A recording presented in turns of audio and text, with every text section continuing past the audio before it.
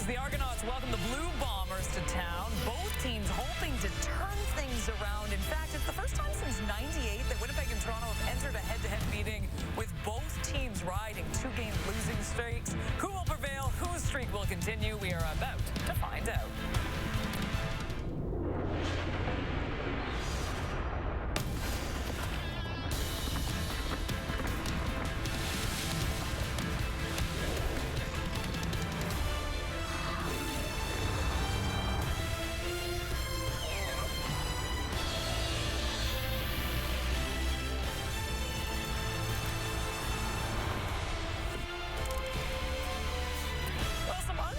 Territory for one Zach Collaros. Winnipeg has lost 2 straight games by 20-plus points for the first time in over a decade, but the veteran QB hoping tonight is the night to get his Bombers back on track. Meanwhile, Ryan Dinwiddie saying, we're just kind of day-to-day when it comes to Chad Kelly. It's once again Nick Arbuckle under center for the Double Blue.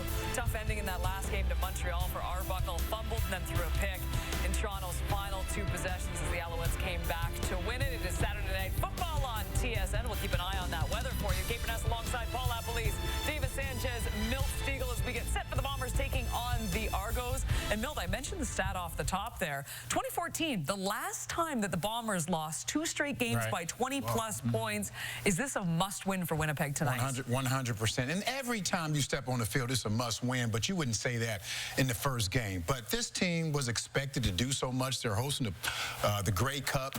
And, yes, they did lose 2 games, but they were to the Calgary Stampeders, one of the upper echelon teams in the CFL. And right now, let's be honest, Toronto's not. The one game Toronto won was against a team who only won 1 game, Ottawa. So this is definitely a must-win for the Winnipeg Blue Bombers because who do they play again next week? These same Toronto Argonauts. But they need to get it done today. If not, there's going to really be some concern in Winnipeg. Yeah, for me, it's never a must-win until you're in the playoffs or you're out if you don't win. But I will say this, when you get 41 put up on you and 37 put up on you back-to-back weeks against somebody in your back-to-back games, then you have somebody in your division. That's concerning, and I think for that reason, this defense in particular will want to show something tonight. I think it's a must-win because what your point, Milt, the Grey Cup in Winnipeg, how do you get to the Grey Cup? You get first place. Right. And they need to keep up with everybody else in the West if they want an opportunity to play for first place. So they got to play, they got to get Brady Oliveira going. They got to protect the football and go back to what they've been doing earlier week. Remember last year in Toronto, they had a pick-6 that really was the difference in the game for them. So they got to find a way to just play what they've been doing previous to the 2 Calgary games. You know, it's amazing, too. It's a Grey Cup rematch. I was just thinking this, too. Like, man, from where those teams were to where they are right now, I mean, both these teams needing a win big time to BMO Field right after this. 2024 Grey Cup is underway. Vital, 10-5, touchdown. Lux, end zone, touchdown. Dejan Brissett. Big moment in this Grey Cup for the Winnipeg Blue Bombers. Collaros quickly gets rid of it. It's picked off. And he's taking it back all the way. For the 2nd time in 3 years, Toronto is the Grey Cup champion.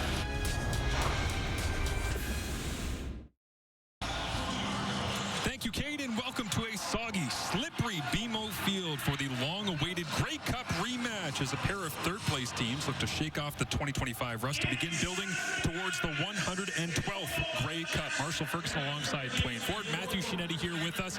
Unfortunately for Matthew, down in the rain throughout the evening as we have a great matchup at quarterback. It's the Grey Cup MVP, of course, Nick Arbuckle, and Zach Collaros, who wishes so much, Dwayne, that he would have been able to finish that game without the laceration in his hand last year.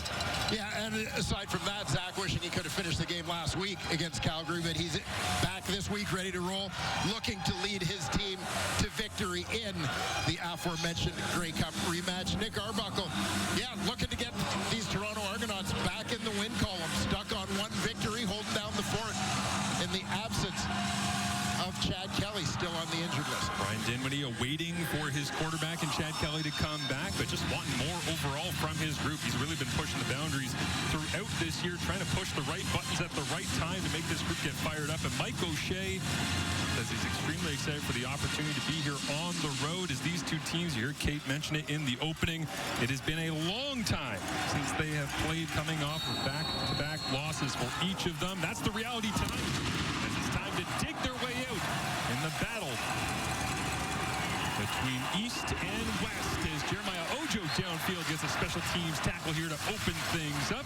And Zach Collaros hits the field highly motivated. Asked him how he was staying young this week, and he just said, well, Stanley Bryant. Well, Stanley Bryant's not in the lineup tonight, so Zach's got to be young regardless.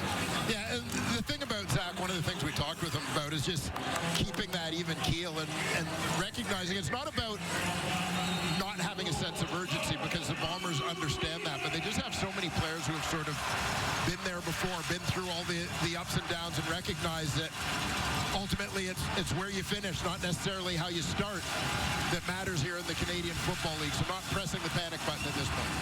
We'll begin with an inside handoff here. Brady Oliveira, the reigning MOP, bombs his way right through the middle of this offense, and he's surrounded by a great group offensively.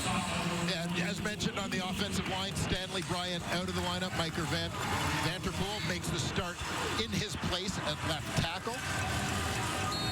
And Dalton Schoen, another big name that continues to be on the injured list for the Bombers. Cody Case looking to provide some speed in that receiving core in his absence. 2 catches, but one of them went for a touchdown for Cody Case, as they'll have a flag come up here, handed off to Brady Oliveira, who had a first down on first down, the first touch of the ball game. And you expect with the conditions here tonight that number 20 will get plenty of love from Jason Hogan, the offensive coordinator, but we'll sort out the flag here for the first time this evening. Offside, Winnipeg number 10. That penalty be declined. Second down. Tom Valesi, our referee this evening, makes the call. You'll see Nick Dembski coming out of the slot, bottom of your screen. Just a little bit ahead with that snap. 25 degrees, feels like 31. A little bit of drizzle here coming down about an hour before kickoff. And the gusts up to about 20 kilometers an hour. The flags will be flying at various points throughout the night. Collaros will throw for the first time here into those conditions. Pressure is on, and the Argonauts get home early and often, as they have all season. As that one is Aaron Casey flying in and making the play, the 15th sack of the season for Toronto. Yeah, and this is one that's going to frustrate a little bit from a Winnipeg point of view, as you're getting 5 rushers against a max protection scheme. There's Aaron Casey, the linebacker, mugged up in the line of scrimmage. 3 linemen, 2 linebackers on the rush.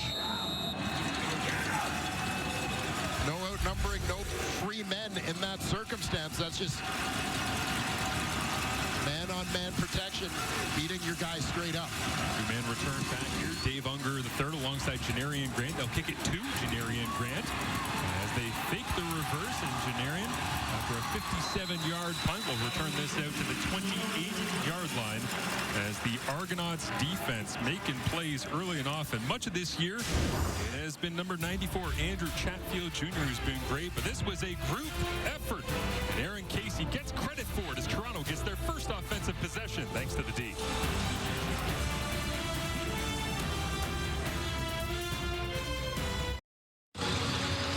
Quarterback Chad Kelly still week to week at this point. So Nick Arbuckle, the starting quarterback again for the Toronto Argonauts, and the only quarterback to attempt to pass so far this season for the Double Blue, Dwayne. Yeah, the Argos once again young at the quarterback position with Kelly out of the lineup. Arbuckle, obviously the veteran. Cameron Dukes, who started the first part of last year, released at the end of camp. Oh, they'll throw it backwards here. The lefty, Janarian Grant, on the double pass. He hung it up, and it falls into the waiting arms of Demonte Coxey. He had 6 explosive plays coming in, but that one, the most creative of deliveries.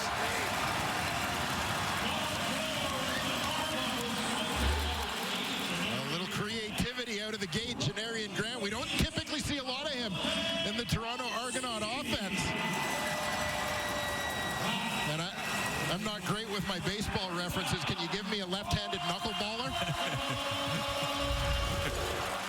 It's Janarian Grant, who coming into this game, 1 target, no catches, no carries. That one's not going to count for much of anything because it was a throw down the field, despite the fact that he caught it and let it go. So Nick Arbuckle, a bit of a smirk on that one, as Toronto sends a message on the opening play as Deontay McMahon takes the carry inside. It looks like he's slow to get up. But yeah, Demonte Coxey's been an explosive player down the field, but Toronto really sending the message here on the first play that they're not messing around. They're going to get after it here tonight.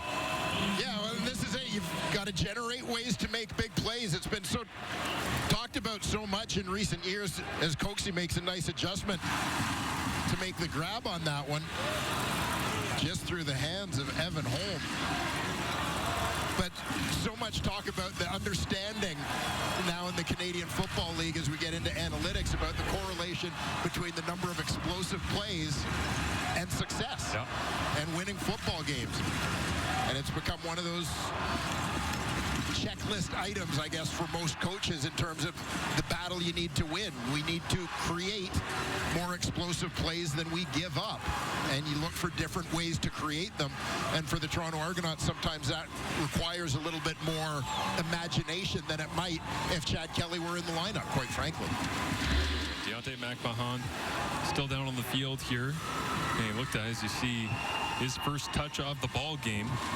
Brought down by Person, and yeah, just looks like that right leg got wrapped up underneath as he got pulled down to the turf. And so training staff is out, and we'll take a look at him as the strange twists and turns of the Toronto Argonauts running backs continue this year, as Chad Kelly watching on from the sidelines here.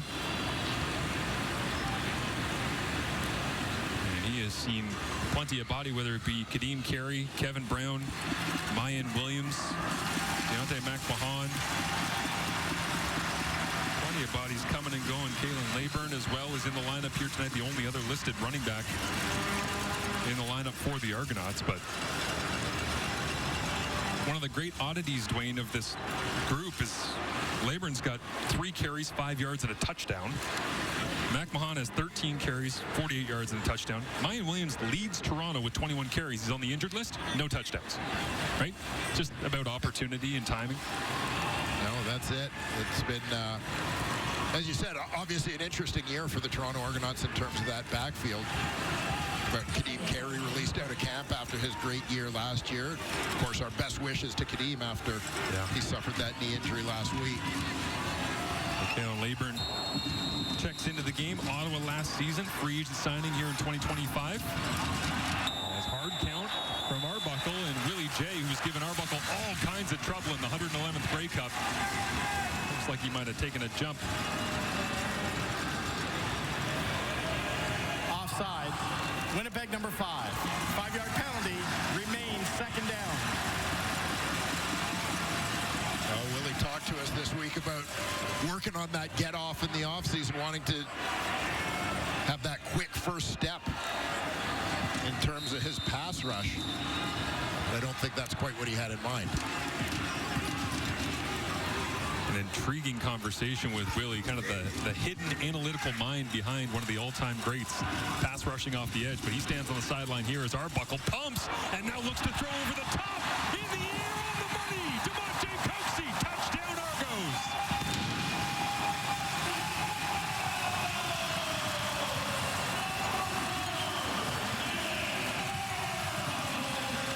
Argos aggressive out of the gate.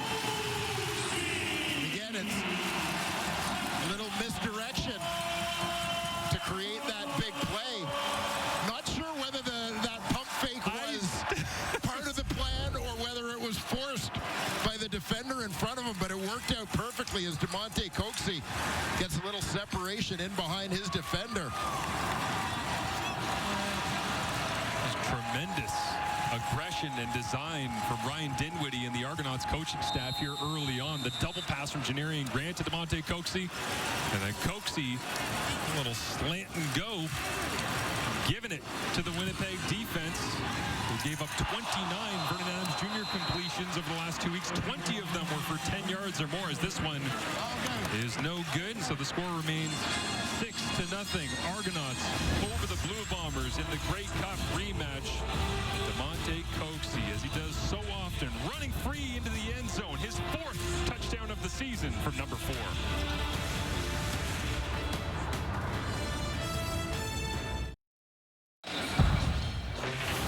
And you'll see the man of the moment, Demonte Coxie, at the top of your screen. He's going to break in first, and that's where you'll see the pump fake happen. Arbuckle sells it. Defender Terrell Bonds bites. That allows Coxie to get in behind Arbuckle over the top to put the Argos on the board. Came in with 6 explosive plays behind only Kenny Lawler, who has 8 for the Hamilton Tiger Cats. Well, quickly, Coxie trying to catch up before Lawler and the Tiger Cats take on the Lions tomorrow to round out a great Week 8 here in the Canadian Football League as Winnipeg gets their second possession of the ball game. Zach Collaros back at the controls here. Zach Collaros, well-traveled veteran in the Canadian Football League, has experienced really the highest highs as a Grey Cup champion, most outstanding player in this league on a couple of occasions, and obviously the lowest lows, battling injuries along the way. Great to see a healthy Zach still doing his thing. Here's again right here in Toronto is a thundering run from Brady Oliveira all the way up to the 50-yard line that time. A first down, 13 yards as Toronto's defense looks like this, trying to put up with number 20 all night. Along that defensive line, got to have second-year man Derek Parrish back at his defensive end position, helped spark that pass rush. Sean Blackburn, second-year Canadian out of Alberta, will make the start at the nickel linebacker spot, and the always dangerous Tavares McFadden, a couple interceptions already this year. He's at the field corner.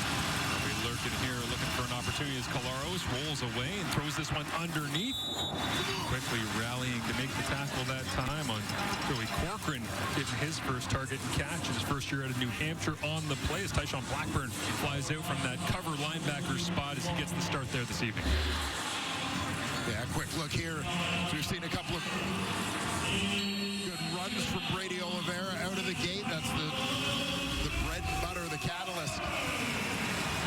This Bombers offense, that sets up the short pass to Joey Corcoran. Montrealer did a little bit of prep school time in New England before, as you said, heading on to New Hampshire. Go back to Oliveira this time. Looks like he lost his footing right in the hole. So on second down and 4, now there's Parrish getting into it at the end of the play.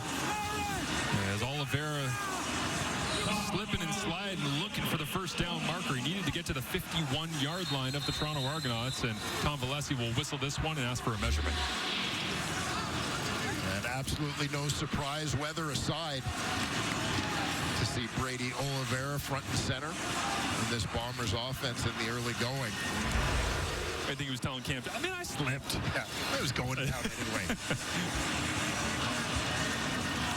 Great matchup between Brady and this front for the Argonauts here this evening as they'll pull the chains tight and see whether or not Oliveira got all the way to the 51. He will. First down, Blue Bombers on the ground despite Brady losing his footing that time. And so Collaros with a play call already in, ready to rock once they reset at the chains.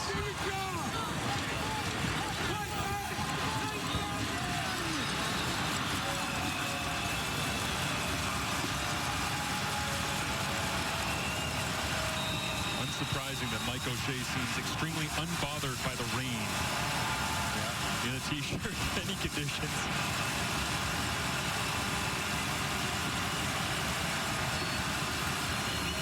Now it brings the noise here as Oliveira gets yet another touch. Rolls his way forward that time for a gain of 6, maybe 7 on the play. Bombers doing a nice job with that ground game. And it seems to be one of those constants in the game of football that no matter how many other things change, the importance of establishing the run game in terms of overall offensive success is an ever-present. Well, being able to find that balance and to play off Oliveira when you got the gunslinger and Zach Collaros who knows how to take those deep shots as well as Collaros kills the play at the line of scrimmage, goes immediately to the second one he called in the huddle, and that is a quick little play action fake and flips it out. Jarrett Stearns makes the grab. Low average depth of target, but that'll be his 16th catch of the season already. Yeah, Winnipeg, a team that doesn't really make a habit in terms of the way they construct their team is signing a lot of veteran CFL free agents from other teams. But Jareth Stearns coming over from Saskatchewan in the offseason, adding some depth to that receiving corps. Collaros really hasn't opened it up as of yet in this first quarter. Goes back to the ground attack, pushing the pile up front, running right into Tyshawn Blackburn, and who else? Witten McManus out for a couple of games early in this season, but driving the legs and trying to turn around Oliveira. Mutual respect between those two all CFLers. Yeah, they've met once or twice over the course of their careers. Witten McManus so important to this Toronto Argonaut defense. You think about all the losses that they suffered in free agency on the defensive side of the ball, but this is sort of the centerpiece. This is a guy they targeted as one that they needed to keep here in double blue. Great for them to have him back in the lineup with what he brings on and off the field. Empty out Oliveira this time into the flats. Collaros looks over the top corner out. Here, Wheatfall dropping it into the bucket, but Wheatfall couldn't hang on. And it appeared just couldn't survive that landing. Got in behind coverage. Laid out perfectly. You see him in between the two defenders here. Well thrown ball. Gets the arms underneath it. But just, there's no way of cushioning that landing. The ball placement by Collaros, though. Perfect spot, dropping it in just over the outstretched arms of Benji Franklin, who bailed back to make that a difficult throw. As Sergio Castillo almost lost his footing on the kick that time, but knocks that one up and through. He's 13 of 14 on the season now. As it could have been 7, they'll settle for 3 at this point as DeMonte Coxey on the receiving end from Nick Arbuckle, the early touchdown, and the Argonauts with possession when we return to Toronto.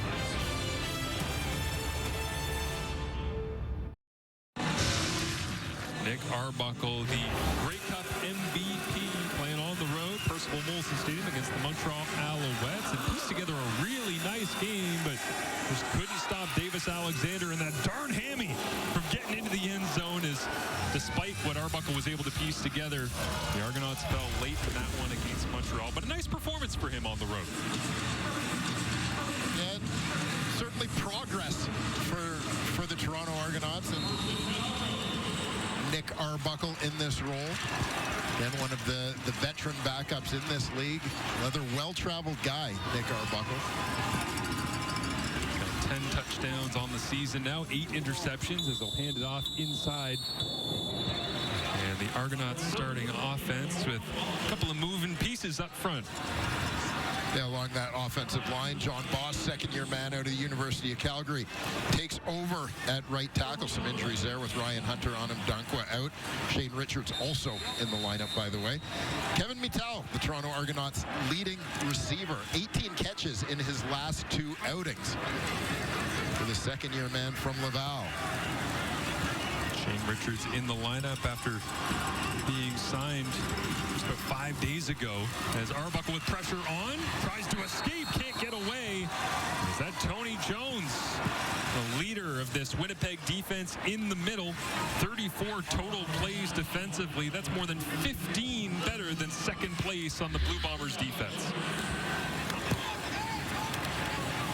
Tony Jones from his middle linebacker position. Number of starts for him last year. Working kind of a 2-man game on that left side with the defensive end, but finds himself coming free. Rain's starting to come down a little bit harder now. Return after a 30-yard ball out of bounds, and the Argonauts, the last to touch it, is about to say Brandon Calvert down the field after a 50-yard punt at the 30-yard line. And Toronto flips field position with the fumble on the return. Trey Vavel just couldn't hang on. Neither could Calvert, but it's double blue ball. weather certainly causing havoc here as Vavel trying to cut outside Derek Sluka as Vavel tried to switch arms with the football, knocking it loose. Brandon Calvert jumps on top, and let's throw it down to Matthew Shea to find out how the conditions are affecting this Week 8 matchup. Breaking news, Marshall. It's raining. And yet again, I'm in the rain. And also when you consider BMO Field, I'm talking to you about the surface. The grass is long. There are a lot of divots in it. 7 stud shoes are on the menu today, and that's not only for the players on offense and defense, but Liram Hauerlau has it on his planting foot. Not sure it helped him in that point after attempt. Sergio Castillo, though, is not changing his shoes. And something else to consider about this grass, this is one of the final events at BMO Field for this grass before it is torn up and a new surface is put in place as BMO Field continues its preparation for the 2026 World Cup, Marshall. Thank you, Matthew. I get a sense Danny Webb and Brad Foddy for the equipment managers might be a little busy as we go throughout the evening here. It's almost like tire degradation. You can sense the field starting to get torn up more and more difficult for them to get the wheels turning as Caleb Leyburn might have got free that time, but once again, Tony Jones just flies out and makes the play. The leader of this Winnipeg defense, there he is. As the Argos try to get the corner on that one. Keep an eye today on James Vaughters, former Calgary Stampeder, coming over to be a bookend opposite Willie Jefferson. Still looking for his first sack of the season. Reddick Cramdy proving himself as one of the top nickel linebackers in the Canadian Football League. We'll keep an eye on Terrell Bonds at the boundary corner in that matchup with DeMonte Coxey. A couple good ones going head-to-head over there. Hard to believe Kyrie Wilson as well. 8th year, all in Winnipeg, starting at that weak side linebacker spot. Is on second down. Arbuckle is going to fade this one up high for Coxey. One-on-one. Terrell Bonds on cue. Holds his own. Still looking for his first interception of the season. Got beat on that slant and go on the Coxey touchdown, Dwayne, but did a good job of squeezing the sideline that time. Yeah, and Arbuckle looking for a big play to Coxey all the way on the outside. On this one, there's the matchup with those two. You can see Bonds, eyes in the backfield, peripherally seeing where his receiver is, perfectly positioned to make a play on that. No wonder they're going after that Coxey matchup. 6'3", 207 against Bonds, who's 5'8", 185. About 20 pounds and 5 inches difference, not to mention the length, as the field goal is up and good for Liram Hauerlau. Now 13 of 15 on the season here, despite missing the extra point, and the defense for the Winnipeg Blue Bombers able to hold it to 3. So Zach Collaros retakes the field here, down 9-3 in the Grey Cup rematch.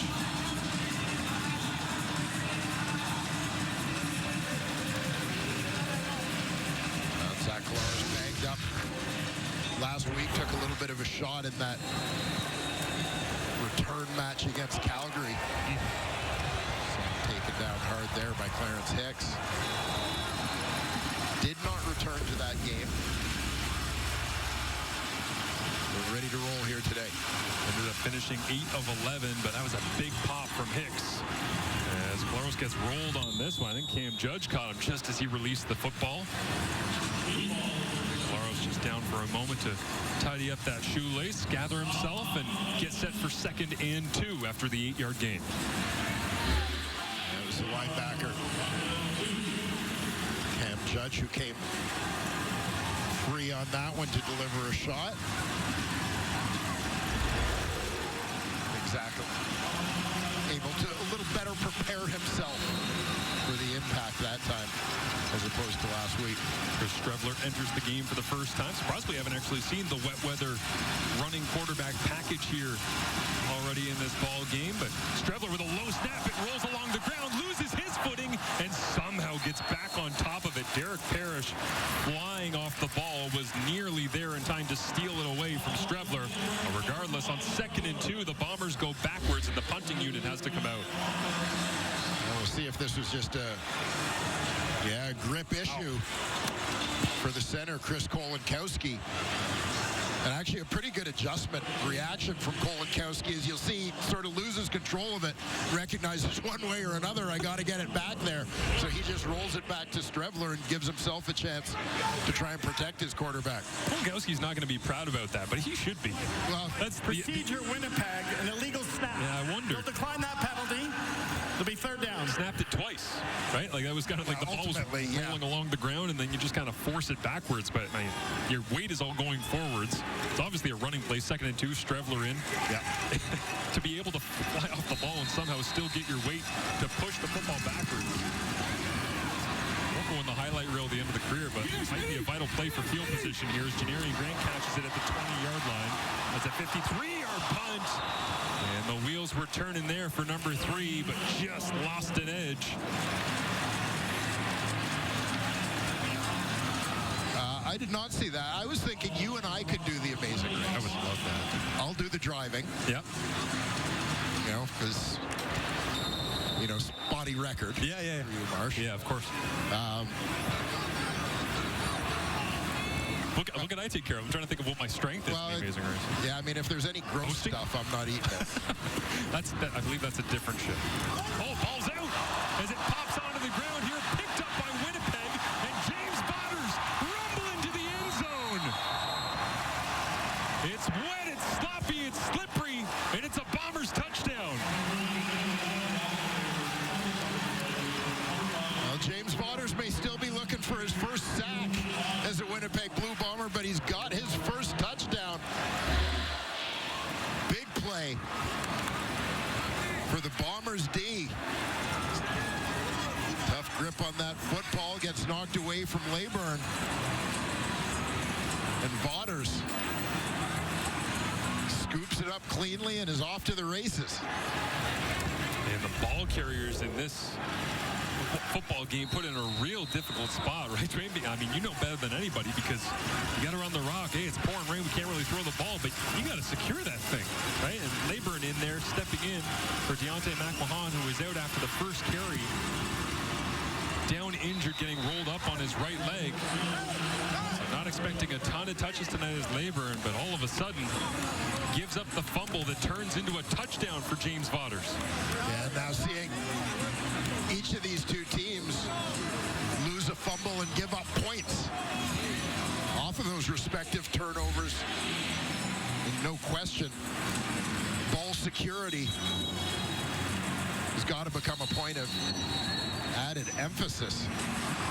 Damage limitation is Demonte Coxie smart to actually go hack it away, hoping to punch that out for Botters as well. Kevin Mittal couldn't get there in time to make a play on it. But Leyburn wearing that one a little bit on the sidelines, tries to rebound as quick as he can. As Toronto about to get possession back, but the 9th year, the big man James Botters making a big play in this one. We saw a wet weather game earlier this season in Calgary. This one's starting to get that feel of what can you do to gain yards, protect the football, limit the mistakes. That one got away from the Stampeders earlier on this year before a tremendous run of victories, including back-to-back against these Winnipeg Blue Bombers the last couple of weeks. Castillo puts it on the tee, drives this one deep. It's Leyburn back alongside Grant, and it'll be Janarian who gets the touch. Trying to dance, but again, you can see because of the field conditions and the rain, not really able to get up to top speed the way we've seen him earlier this season. Yeah, you look at the turn of events and think about Janarian Grant on the last punt return, where it looked like dry field conditions, maybe different surface. He's able to turn that corner. And, I mean, whether he breaks it to score or at the very least, flips the field a little bit. That you may not have been looking at a scoring opportunity, even if the turnover happened for the Winnipeg Blue Bombers. But those two back-to-back sort of plays for the Toronto Argonauts, with the conditions being a factor, result the Bombers taking the lead. Three receivers to the right of Arbuckle. His pressure is on, and he has to shut it down and take a seat. Well, right after getting a touchdown, how about you follow it up with your first sack of the season? Yeah, that's a couple of pretty good plays back-to-back for James Botters. For 93 from his defensive end spot. And he slides down inside to rush against the guard and just caught Anthony Vandal flat-footed. There, a little bit of a mismatch in terms of quickness as you take that edge rusher, put him on an inside guy, typically used to blocking bigger bodies.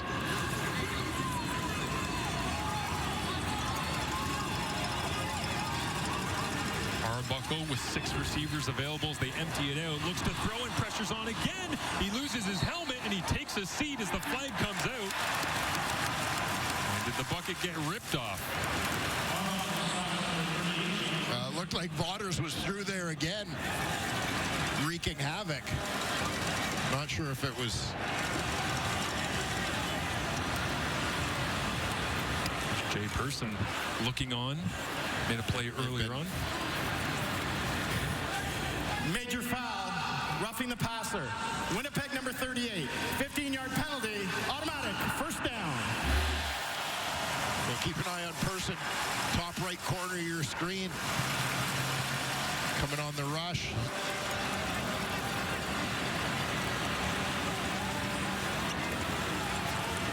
But at a glance, it looked like that right hand. It was obscured a little bit. So we can see the left on the back of Arbuckle, but there you see the right hand getting a hold of the face mask and popping that helmet off. Got hooked in just enough to rip it off. Otherwise, Toronto's going backwards yet again. They'll fake the run, and Arbuckle. Man, Toronto's offense needs all the help that they can get all of a sudden in these conditions. Tony Jones flies in and brings down the Argonauts Grey Cup MVP from last November. Toronto Argonauts, the last time they were 1-6 was 2019. A 41-24 Grey Cup victory in last November's showdown against these Winnipeg Blue Bombers. A fantastic explosive start, but plenty of work to do. They trail by 1 at the end of quarter 1. The Toronto Argonauts got after it early on with their play calling. A double pass, Janarian Grant to DeMonte Coates, then a slant and go into the end zone. They had a field goal, feeling good. Up 9-3, and then all of a sudden, a couple of snaps here and there, goes a little sideways. Kalen Laburn loses the football. James Vaughters comes to life. Tony Jones. How do you manage this situation if you're Winnipeg or Toronto, Dwayne, knowing that it is getting as slippery as it's been for either of these teams all season? Well, so much of it is just that emphasis about ball security and understanding the conditions. It may mean that you're a little bit more conservative. I don't necessarily mean just in play calling. We automatically think in terms of running, but just in terms of your movements. You always sort of have to be in control and balance and understand the field conditions, but you know, get your footwear situation straightened out ASAP, because it just sort of seems like the way that quarter ended, whichever team figures out the conditions first is going to be in the best position to win this ball game. Momentum swings will continue back and forth, no doubt, all night long as Arbuckle gets this throw away, sliding down to make the grab. It is DeMonte Coates. He gets onto his feet, runs down the sideline and adds some yards after the catch. And on second down and very long, the Argonauts are able to earn that one the hard way thanks to Coxey, who's really been the basis of this whole offense so far. Yeah, and they really did have to work for this one. Coxey does a nice job getting down to the turf to go get that ball. And watch how quickly he gets himself up to make the defender, Marquise Bridges, miss that first tackle. Hard to believe, but DeMonte Coates did not have a 100-yard receiving game coming into this one. His maximum in a game was 6 catches, 99 yards. Well, he's got 101 yards already here. On the evening of Week 8, as Kalen Laburn runs into a brick wall. Retta Cramdy right there alongside, once again, James Vaughters. Tony Jones was in there as well, but Cramdy from the University of Montreal in that cover linebacker spot leads to a loss of 2 yards on first down. And it almost appeared as we talked about protecting the football, being conservative in terms of your movements and so on. Almost as Laburn recognized he was surrounded by white jerseys and just kind of protected the football and got down, quite frankly, instead of risking letting people take shots at it. Great point. Reminds me of Andrew Harris, former Argo and Bomber, when he wouldn't have a gain, just throwing it out of bounds to avoid the losses. Nice completion this time. Jean Brissett going one-on-one with Evan Holm, and he wants to stay on his feet. Tony Jones runs back, makes the play, but Brissett, tremendous effort, refusing to go down. And he gets his 18th catch of the season. Brissett with the big catch. But keep an eye as this play unfolds for Kevin Mittal, who's out in the flat. He's right around center field. He's coming up looking for a block, and he finds one in a big way. Clearing out the defender. that looked like Bridges. The longest catch of the season for Deshaun Brissett. Previously 24 yards. That one goes for 30 as Arbuckle stumbles out of the pocket. Rips this one sidearm. Dave Unger III on the receiving end. Extremely close to the first down marker on 1st and 10. That'll be inside the 20, and the Argonauts have officially entered the score zone where they have been proficient this season. Yeah, nice adjustment here by Nick Arbuckle with Vaughters once again in his face. You saw him pull up and then just a quick little shuffle inside to change up the angle, create a lane to his receiver, Dave Unger III.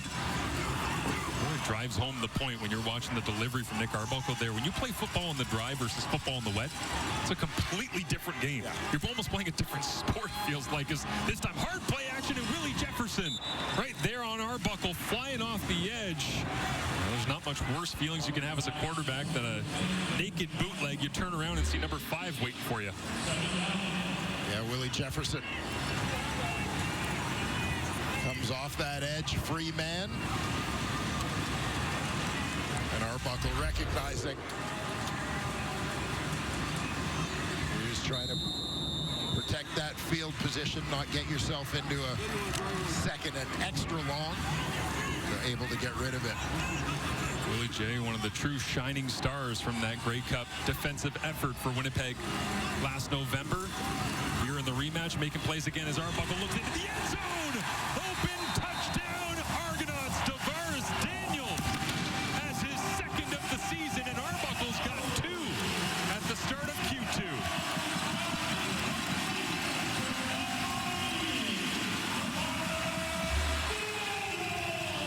Watch for Daniels on the right side of your screen. He's essentially going to be wide open, just waiting on the football to come.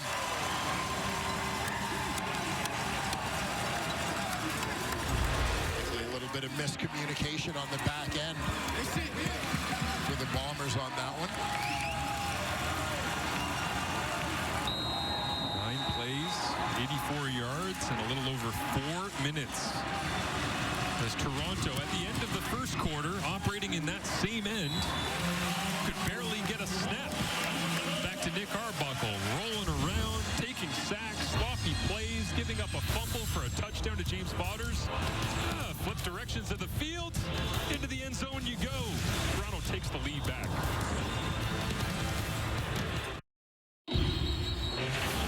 Well, for the Argos, 3 defenders into that side of the field.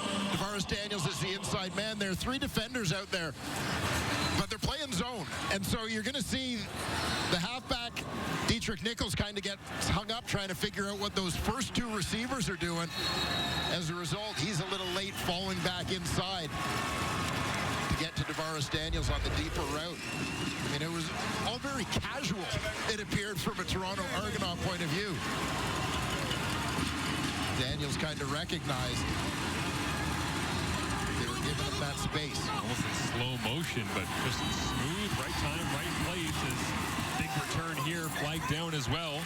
On the return as Laval makes his way towards the 40-yard line is Tavares Daniels, continuously making big plays up to 42 career touchdowns. Winnipeg number 47. 10-yard penalty. First down. Bombers backed up a little bit here, but you see some of the great active players in the Canadian Football League. Gino Lewis making the move to Ottawa there, leads with 43. Nick Dembski hot on the heels, and he's been on a heater so far this season. 5 touchdowns already, so expect to see him in the end zone at some point this evening trying to catch up to Tavares. It's pretty cool to see Nick Dembski at this stage of his career. A 2015 draftee of the Saskatchewan Roughriders, found his way back home to Winnipeg, but on many lists near the top, among the top receivers in the Canadian Football League. Obviously, he's right up there in terms of the consecutive games with a reception streak as well, and there you saw the active touchdown leader. Not if, but when Dembski gets into the end zone at some point, as Kevin Clercius this time slides his way down inside, is the man with the strongest hands in the 2024 CFL Combine hauls in the catch. Yes, I know that was a number from the testing that really caught your attention. Particularly, it's one that you expect the offensive linemen to have the top numbers, offensive line, defensive line, but Clercius crushing the football as he brings it in.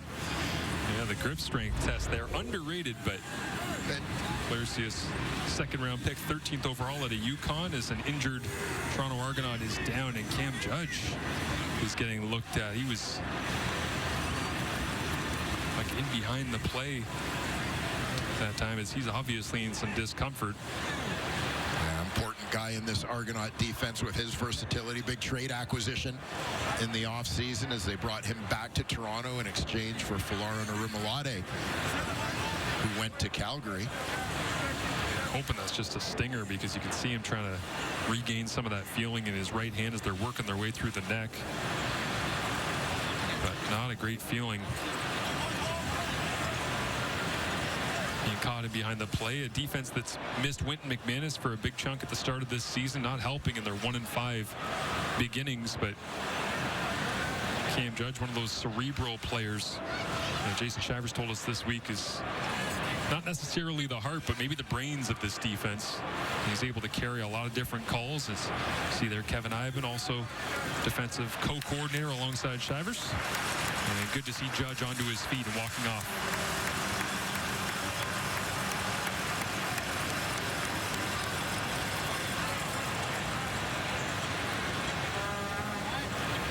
Judge, a former #2 overall pick. The CFL draft back in 2017. Another guy who started his career wearing green.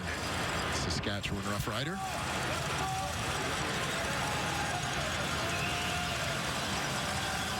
So Zach Collaros locks in here with a fresh set of downs after Kevin Claricius moves the chains.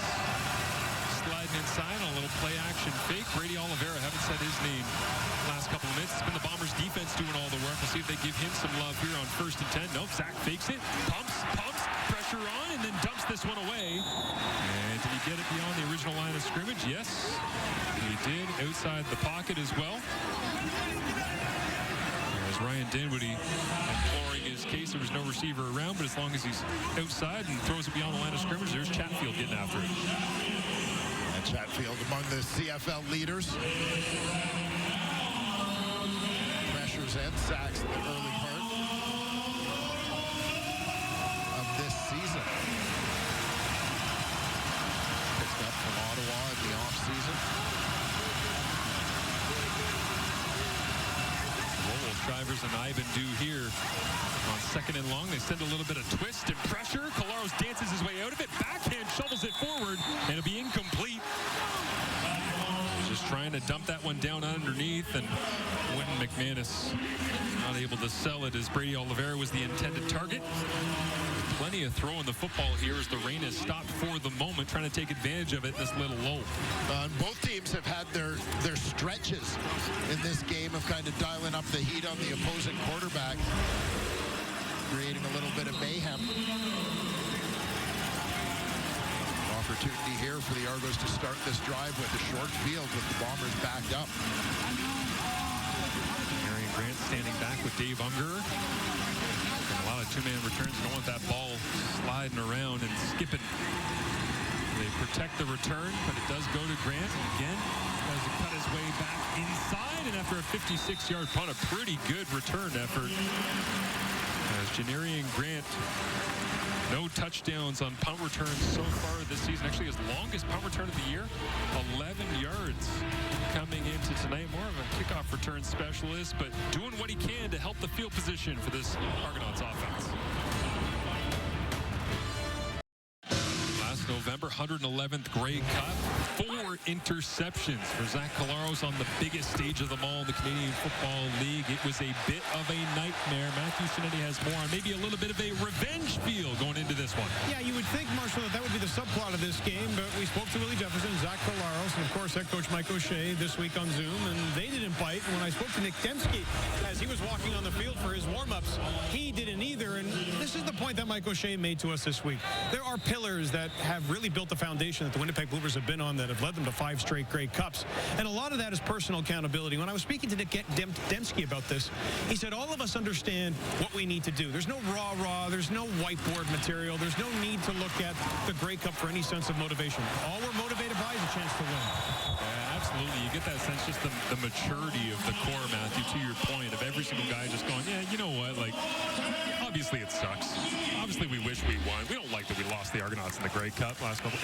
But we just got to come out here and get a victory and keep building, and hey, maybe we'll get another opportunity. Yeah, I mean, they have been very consistent, and it's not surprising when you know Mike O'Shea, what sort of the culture, the mentality of this team is, but just very consistent in terms of their approach that is really is more about process than outcomes, because if you get the process right, you're generally going to get positive or desired outcomes. Give a hand up inside. Kalen Leyburn breaks across the plane. It's the 30-25, and finally Griffin pushes him out of bounds. Trying to atone for the fumble that went to the house the other direction for James Vaughters. Kalen Leyburn breaks one right through the middle of the Bombers' D. Argos with a big lineup, 6-0 lineman in.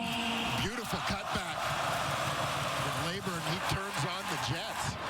Leyburn here in his second stint as a Toronto Argonaut. Originally acquired from Edmonton with Jake Serezna prior to last season. Leyburn was released by the Argos, picked up by Ottawa, so played a chunk of last season with the Red Blacks, but with the injury struggles they've had at running back this year, he was brought back in. Could he be the answer for them? Well, certainly on the receiving end, Demonte Coxey has been the answer. He just refuses to be tackled. As we were talking about the Bombers and their maturity, Coxey was spinning his way off of tackles at the start of this drive as Nick Arbuckle completes yet another pass the way of Demonte Coxey, and here they are inside the 20-yard line, and these two teams have been lethal when they get close. And the key from an Argos point of view has been getting down here. Leyburn trying to turn the leg, stays on his feet, sat into the chair that time, and then straightened his way back up with the lower body power. I think the Bombers thought he was going to go down to the turf easily. They are getting closer and closer, and there's an injured Winnipeg Blue Bomber down on the field here as well. As we will take a break and come back as James Vaughters, with the touchdown earlier on, is on the turf. Just really holding out hope Norway was going to make a push in the tournament. At one point they were up 3-1, then Iceland stormed back, scored a 95th minute goal in extra time. That's pretty much it for Norway at that point. You've got those Norwegian roots. Yeah, the Duolingo streak has been good. Little jet pass here as Willie Jefferson gives chase. Oh, cutting it back. And there's a flag in behind the play. What a jump cut that time from Janarian Grant, trying to find creative ways to get number 3 into the mix. Well, already with a pass completion in this ball game. Shake of the head. I think Janarian understanding this one's coming back.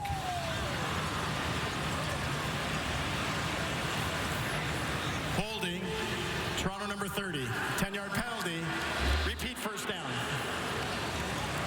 Here you see Janarian Grant in motion. Trying to get a jump start here. Willie Jefferson in hot pursuit. I know it's understated because we all understand the type of player Willie Jefferson is, but 11th year and a pass rusher, and he sees a jet sweep going the other direction. He chases it down from the backside. That is great stuff from Willie J. As now Arbuckle looks to the outside, perfectly timed, but the placement just a little bit off for Tavares Daniels up against Dietrich Nichols. And Daniels trying to fight his way back out to that football, but just couldn't get there. Bonds and Dietrich Nichols working in that boundary. Trying to find a way to shut down Demonte Coxey and Tavares Daniels.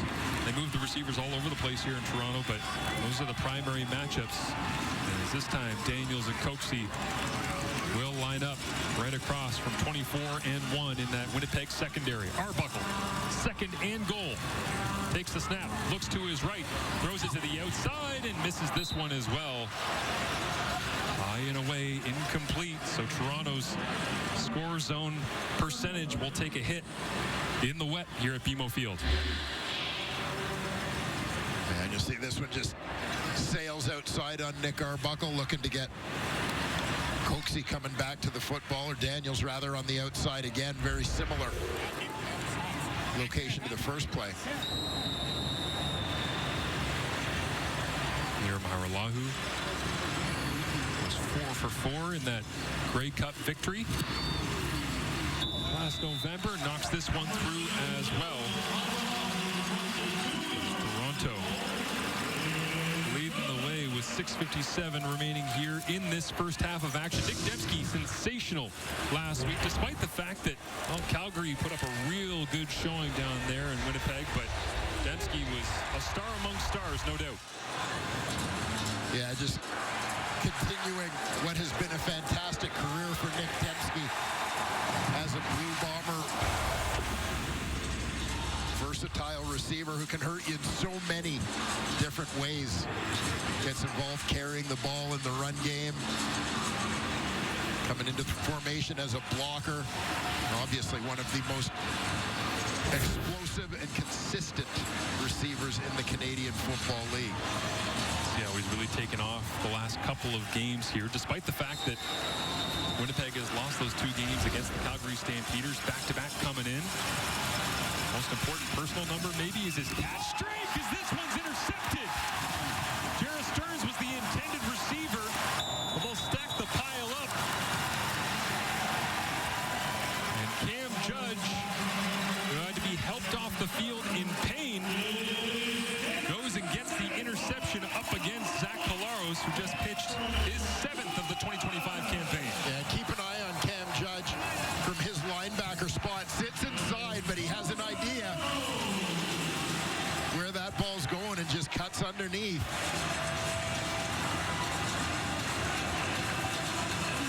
Nice jump. Extends in front of the receiver, Stearns, to create that turnover. A great shot from our crew there. You can actually see in real time the ball kind of slide out of the bottom of Zach's hand. And as the ball's still in the air, you can see him go, man, because he knows something bad is about to happen. Cam Judge was that ominous feeling waiting on the other end. So Arbuckle, after missing a couple of throws into the end zone, gets another opportunity here. Fresh set of downs, looking down the field, and flutters this one just off the mark as well. I appreciate how aggressive they are trying to throw it right now as the drizzle continues to come down on the lakeshore. But they've gotten away a little bit from Kalen Labor, and the last time we saw him touch the rock, he was ripping it through the middle of that Winnipeg defense, Mike. Yeah, that big cutback left to right. You know, but I do think sometimes, though, when you get into wet field conditions, sometimes that run mentality can be overrated, right? Like, as I was saying earlier, it's being conservative isn't so much about your play calling, but just recognizing sort of in your movements that you need to be under control, running routes, etc. Arbuckle looking into a window. That one real tight. Dietrich Nichols, excellent coverage. Flying out and nearly had a house call, taking it away from Dejon Brissett. So 2 and out after the Cam Judge interception. Liram Hiralahu hits the field once again. Dietrich Nichols, underrated as a real glue guy on this Winnipeg Blue Bombers defense. Nice job there to get his hands on it. But we've talked to Coach O'Shea in the past about Dietrich Nichols and what a great communicator he is on the back end.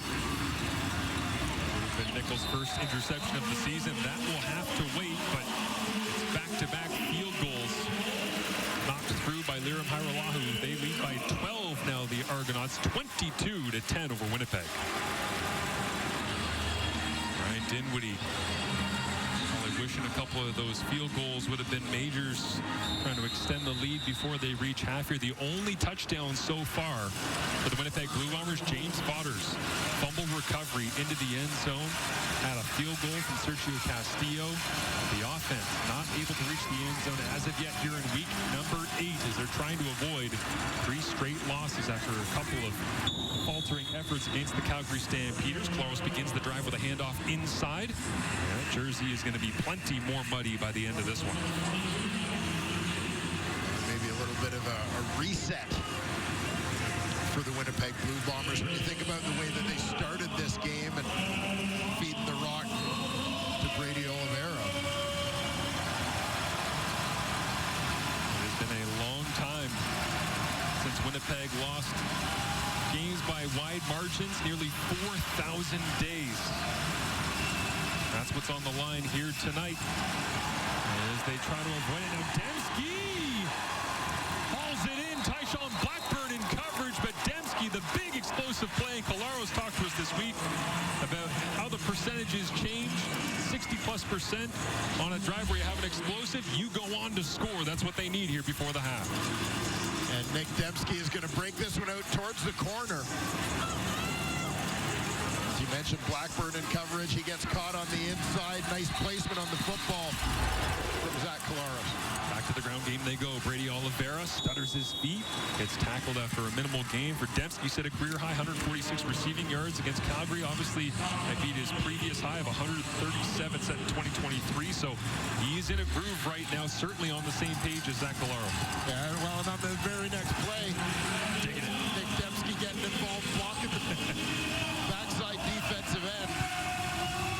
As I mentioned, a guy who brings all sorts to the table for this Winnipeg offense. Well, some of the most versatile number 10 slot backs you'll see in the entire CFL on action here tonight between Kevin Mittal and Nick Dembski as they'll sprint. Oliveira out wide and a massive hit. Popped up in the air. Benji Franklin with a big assist from Wynton McManus. And Collaros has another interception against the Double Blue.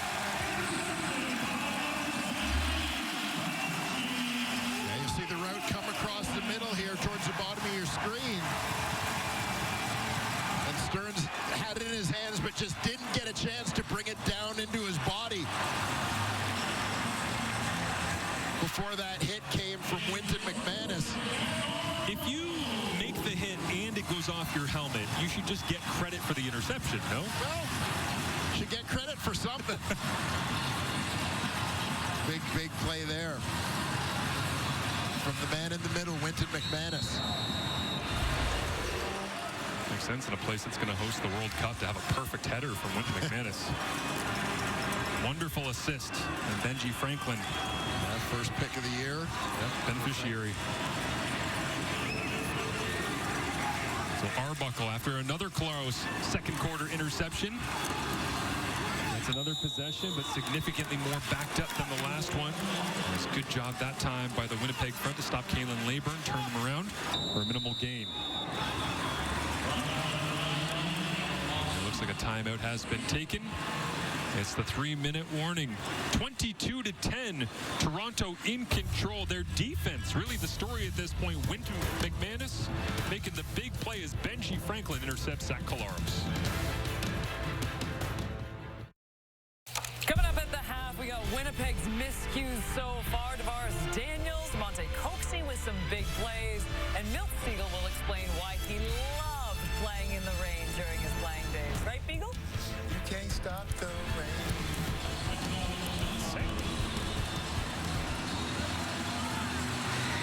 Milt, a big rain guy? Let's stick around and find out at half. The secret life of Milton Stevens. Nick Arbuckle, after the 3-minute warning hit there on 2nd and 10, pressure's on. He's going to go middle screen, right down the pipe.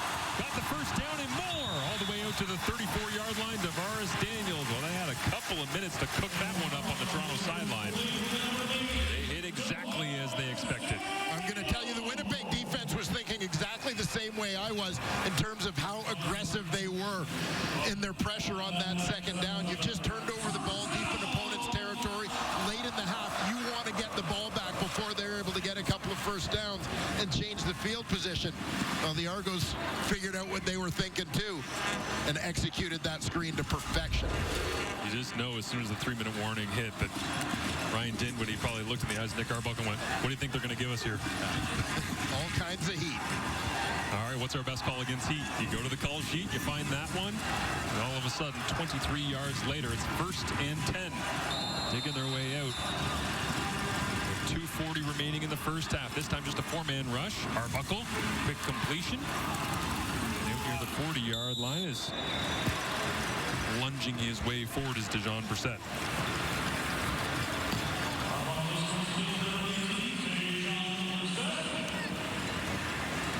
Brissett overall pick for these Toronto Argonauts.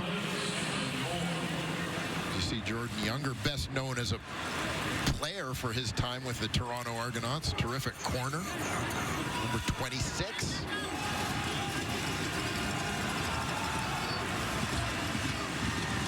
Back here calling the signals now against an empty set from the Argonauts. There's that one. Kevin Mitchell doesn't even look like he's struggling to stay on his feet as people are wrapping him up. Laval versus Montreal, albeit slightly different eras there with Reto Kramdi trying to bring down Mittal, who just continues to roll his way forward. Another Argonauts first down. Canavan versus Rougeor animosity runs deep. Generations deep. Yes, it spans generations.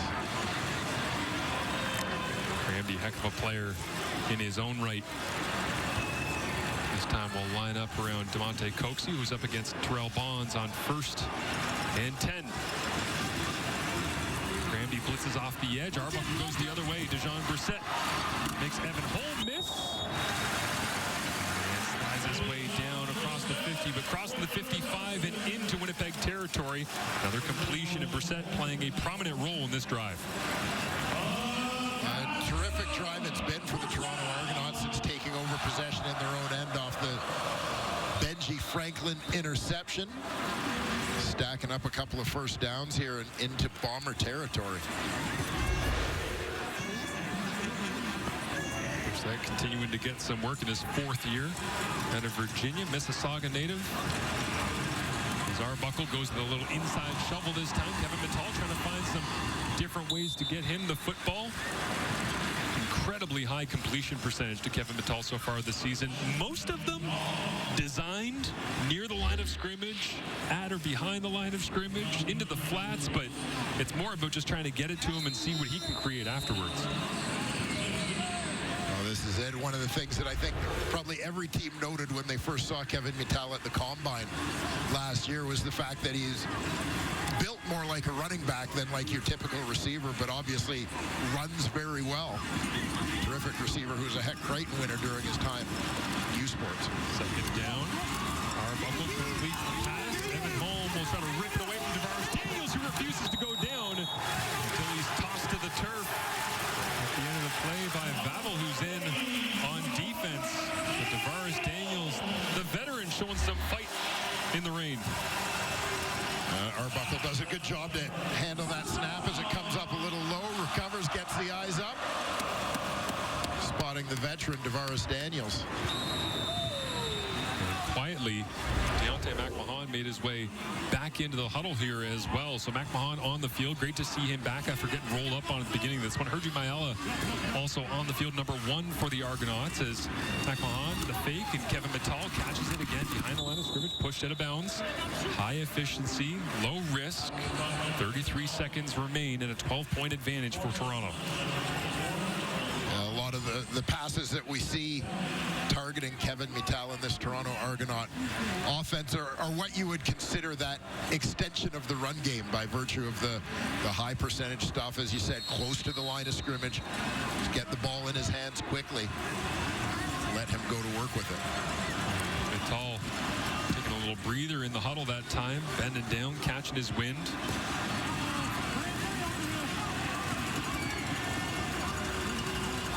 And the ball never came up. Arbuckle was calling for it. Receivers all went. Peter Nicastro, the center.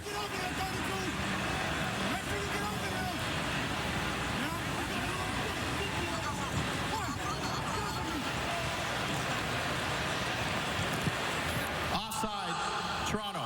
5-yard penalty. Repeat 2nd down. It's good to be the center, right? Because even when you're the one who appears to have made the mistake, the penalty's not on you. Right. I thought we were going to pin it on Arbuckle somehow. Gets the snap cleanly this time. On 2nd and long, he's got some running room. Arbuckle cuts back against the Great, puts his shoulder down. And the Grey Cup MVP holds on to the football long enough. Gets it close as the clock rolls to 24 seconds. It didn't look like sliding was a thought that ever crossed Nick Arbuckle's mind on this run.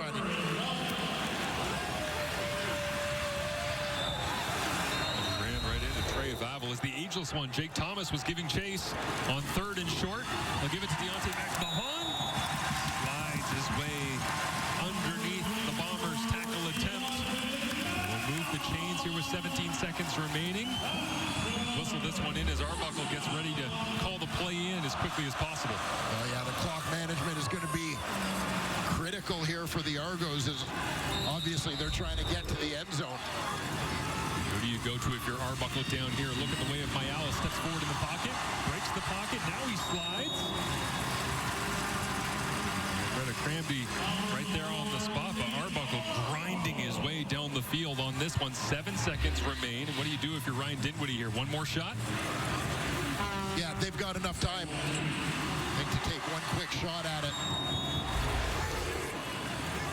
Arbuckle at the line. They whistle it in. Clock is rolling. Arbuckle throws a fade to Monte Coxie, and that one incomplete. Terrell Bonds fighting all the way. Toronto wondering why there wasn't defensive pass interference there in the end zone. But Arbuckle. Yeah, and initially here, we'll take another look and see if there was actually any kind of clutching or grabbing, but my initial thought was that Bonds just held his position. Well, Ryan Dinwiddie just had a career-long completion with the challenge flag. He let her rip as soon as he saw the replay, not waiting for upstairs. Toronto was challenging that there was pass interference on the play. The replay center will review the play. He still got it. He got that elbow up. Oh, yeah. Former Grey Cup starter himself, Ryan Dinwiddie.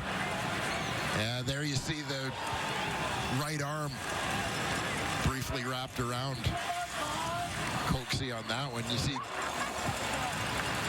look of surprise on Coxie's face. Terrell Bonds, you get the sense that he knows he's got his hands full with Coxie tonight, doing everything he possibly can.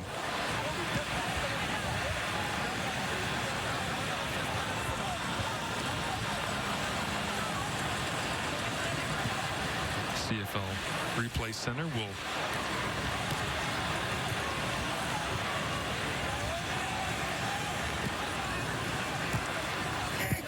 After review by the replay center, the ruling on the field stands. Toronto will be charged with timeout. a matter of Bonds holding his ground, and I mean, he basically shielded and walked Demonte Coxie towards the sideline, got in the way, no doubt. Yeah. But was it materially affecting the ability to play the football, or was the ball just too far down in the end zone? Debate amongst yourselves at home over halftime. With 1 second on the clock, hammers this one through, and a 15-point advantage. No offensive touchdowns for the Winnipeg Blue Bombers in that first half. Nick Arbuckle has a pair of majors. He's got one to Daniels, one to Coxie.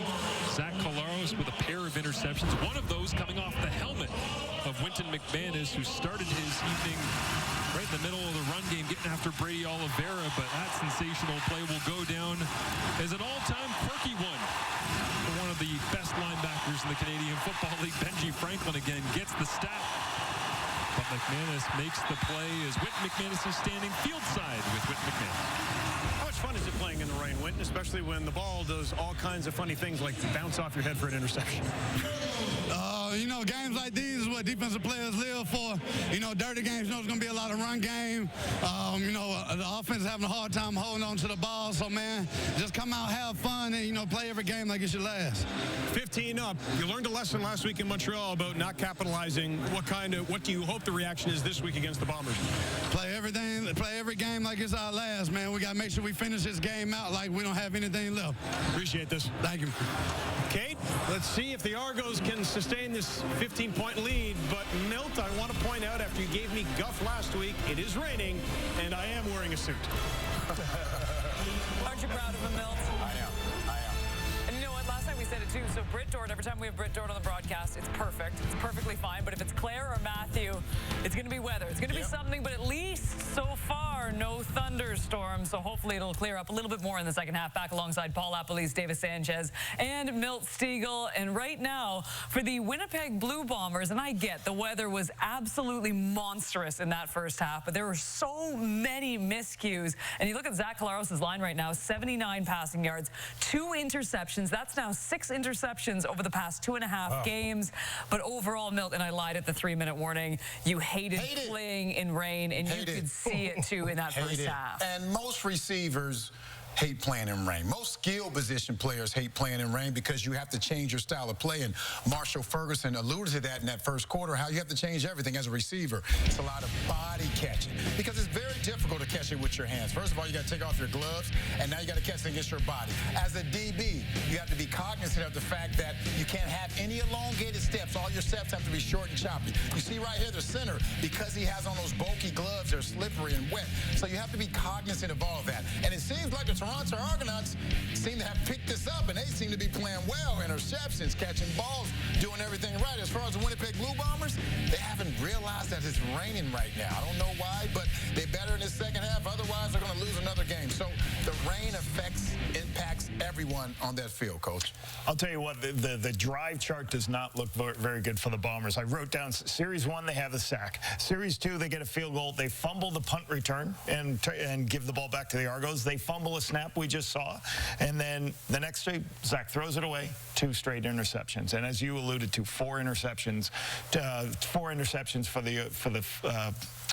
against Calgary 2 weeks ago. Right. So these guys got to really figure out what's going on. Where's Brady Oliveira? They got to get some runs to him. They have to find some type of rhythm. And the problem is they're playing from behind right now in the rain. So they got to find a way to just calm down, start making some plays. But they're terrible on first down. They've been terrible all game. They got to get some things going. They do. But meanwhile, on the flip side for the Toronto Argonauts, I mean, this looks great so far. And you said that receivers don't like playing in the rain, which I completely agree. But DeMonte Coxey, he might absolutely love it. He's got 127 yards. And you know what? Full props to Nick Arbuckle, too. Not only was he slinging the ball, he was also running. He was putting his body on the line. He looked really solid. Yeah, you know what? Say this about Nick Arbuckle, too, because I think a lot of us, have looked at some of his stats this year, and some of it has come in the second half of games where it didn't really matter. But full credit, he's played pretty good football. Also, I want to mention that, but you talked about the Winnipeg and their struggles. Also, think about their passing game. Without that 46-yarder to Dembski, they have Zach has 33 total yards passing. And in the last few years, and here's where I'm a bit concerned, because the last few years, Winnipeg's offense has gone through struggles at times, but their defense has always been there. And right now, if you look at this defense, and I want to hold judgment because Calgary's been doing it to everybody, but back-to-back weeks, 41 points they gave up, 37 points they gave up, and I want to reserve judgment, but after seeing what Toronto's doing to them thus far, now I'm concerned with Winnipeg's defense. And I trust their coach because I know, look, Jordan Younger's a smart guy. Richie Hall's still on the staff.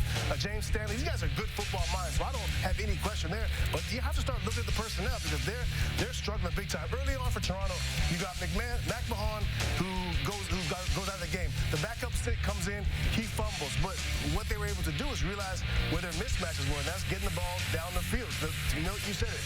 The rain and these conditions, it's tougher for the defender because we don't know where we're going. Right. So you get those down double moves like you saw there, the deep shots right there, right here.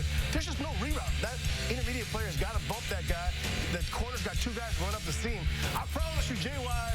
and Richie Hall aren't teaching that. It looked like cover 3 there. You got 2 guys running up the seam. You got to jam them. This is not Bomber football. No. But again, credit to what Toronto and Nick Arbuckle do. This is the most important half for the Blue Bombers in a long time. They lose 3 games in a row, as you mentioned early in our pregame. First time in almost 4,000 days.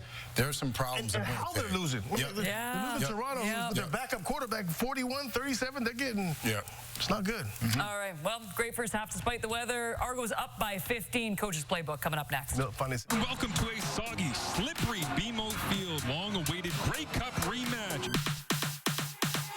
Engineering Grant on the double pass. He hung it up, and it falls into the waiting arms of DeMonte Coxey.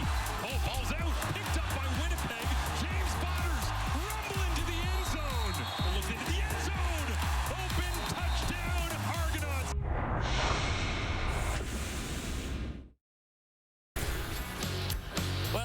is great news. This is from our Farhan Malji. Early indications on the health of Vernon Adams Jr. are positive, barring any setbacks as the week progresses. The hope is he will be able to play Thursday in Ottawa. But first, we have the wrap-up this week, and that concludes in beautiful British Columbia. The Hamilton Tiger Cats visiting the BC Lions. You can see it Sunday, 7 Eastern, 4 Pacific, and it means we get to see one Bo Levi Mitchell and Kenny Lawler. With more on the dynamic duo, it's Coach's Playbook. Kenny Lawler's got 8 touchdowns in 6 games. Hamilton Tiger Cats do a lot of good things trying to get him in one-on-one situations. If I was the BC Lions, I would not put him in a one-on-one situation all game. Take a look.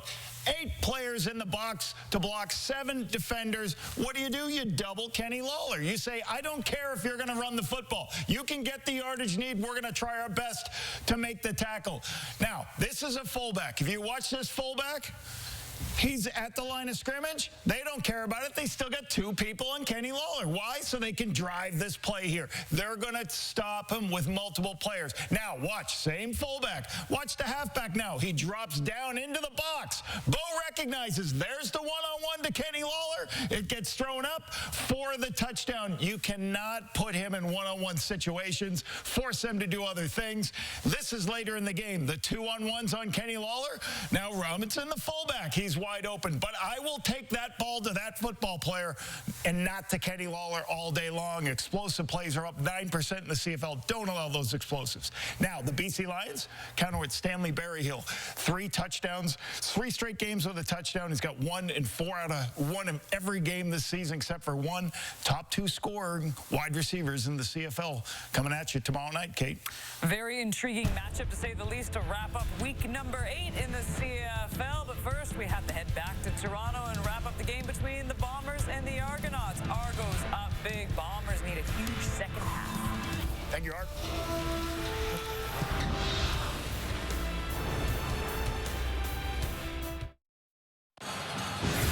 Toronto Argonauts in control of this one at home. Just 1-5 on the season, but 15 first downs, and the Winnipeg offense has been sputtering. The defense, they're making a bunch of plays right now and trying to hold their own. Willie Jefferson is field side alongside Matthew Shinetti.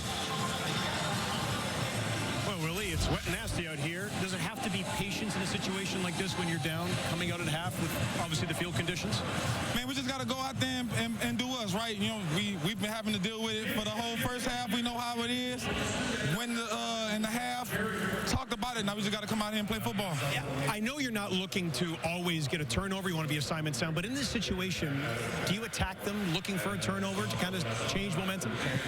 You got to be always on the attack, right? Especially when you're down. So what we got to do is we just got to get to the quarterback and make it hard for him. If he is able to get the ball out, try to get to the ball and try to punch at it as much as we can. Appreciate you. Thank you. Thank you. Well, that is the defensive veteran leader for the Winnipeg Blue Bombers. We just got word coming out to begin this second half. There you see Terry Wilson, number 3, talking to Mike O'Shea. There's a reason for that. Zach Collaros has not re-entered the playing field right now. He's not come out of the tunnel. So Chris Strevler and Terry Wilson were warming up on the sideline. Chris Kolinkowski was practicing some snaps with Terry Wilson, and the question becomes right now whether or not Wilson or Strevler will be the one going in at the controls. You would think Strevler, he is listed as the backup, but Wilson was the one that was working things through with Kolinkowski, so we'll keep an eye on that. Toronto gets possession first. Open up this second half, so Winnipeg's got a couple of minutes to determine what their plan of attack is and whether Collaros comes out of the tunnel as well. But Janarian Grant turns the corner and gets wrapped up, brought down at the 35-yard line as Nick Arbuckle. This feels like just a scratch and claw to the mountaintop with every inch that it takes kind of game for him right now. Well, you heard the panel talk about it at halftime. Nick Arbuckle has made some plays with his arms, starting this one out on an aggressive note, going after it, but we've also seen him tuck that ball and run a couple of times. And all in all, a pretty good first half for the Toronto Argonaut quarterback, staking his team to a 2-score lead. 25 points on the board in the first half for a team that has struggled offensively in a variety of different categories to open up this season. Arbuckle begins throwing to the outside. Dave Unger makes the grab as Trey Vavel brings him down around the 48-yard line. But a first down on first down as Arbuckle picks up where he left off. And Dave Unger towards the bottom of your screen. Outside receiver. Does a nice job sitting down. His coverage is off him a little bit. But fighting through that contact to pick up the first down. Unger, not a big guy, but plays like a big guy. As he's not defined by his size, can do all sorts of different things that people don't expect. As this time, it's Person that flies in. Jay Person off that edge. He has been active all night long. As opposite Willie Jefferson is James Vaughters with the play earlier on, but that defensive line for Winnipeg getting after Toronto up front. Top left corner of your screen. Person getting in on that D-line rotation. Starts off, you saw him sort of redirect, starting to crash towards the run, but maintaining that leverage to not let Nick Arbuckle break, contain, get outside to make a throw. See how aggressive Toronto decides to be here on 2nd and 16. Four-man rush. Arbuckle, clean pocket, steps up, looks downfield, catch is made, first down. Demonte Coxey, who else on the receiving end for the big second down conversion? Coxey putting together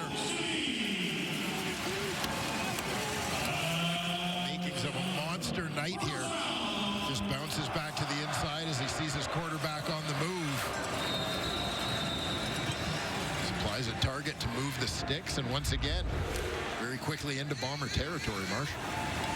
Monte Coxey now 6 catches, 145 yards in the ball game.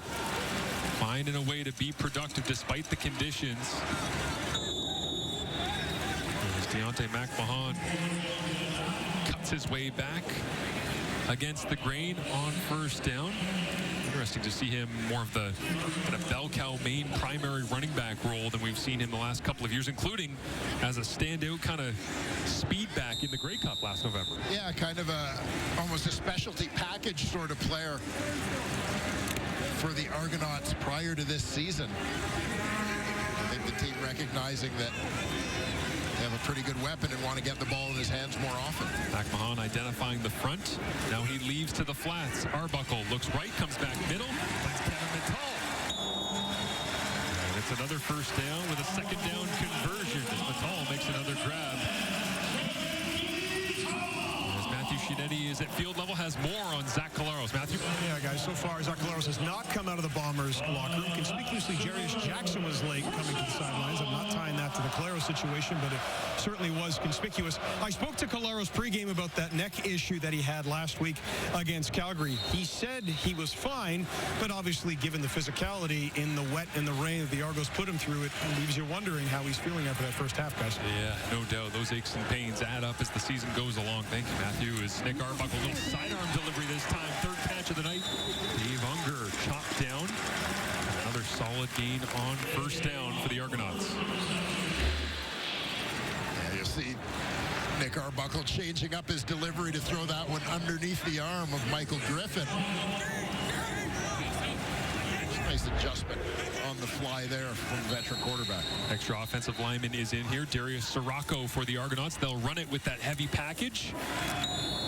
And on second down and 2, it's another Argonauts first down, and back inside the score zone they go. And now can Nick Arbuckle close the deal and make some accurate throws with a wet football?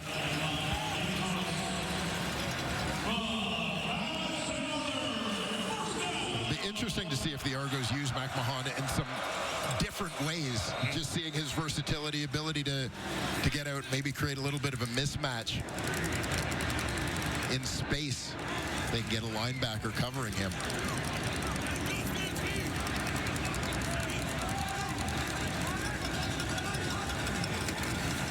Arbuckle hands it off inside. It looks like Willie Jefferson first to get his hands on Deontay McMahon, who's tackled, wrapped up just inside that 15-yard line. See offensive line getting up into the second level. Nice pickup on first down for McMahon. Well, Arbuckle breaks the huddle here. Kalen Leyburn alongside him. Devontae Coxey, Devaris Daniels into the short side of the field. That's the bottom of your screen. They'll empty it out with Leyburn.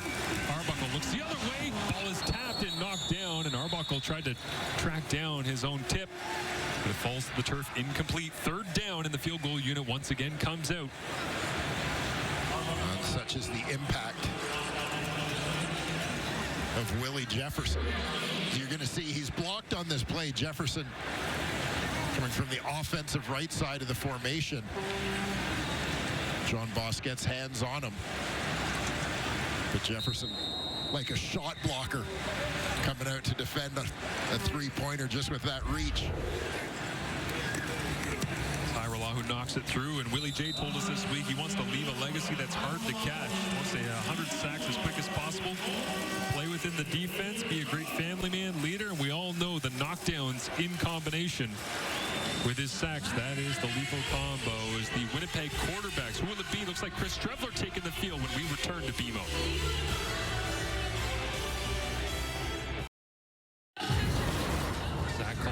Not on the sidelines right now, not on the field. Chris Strevler is in the huddle. Here's a look at his first half, right?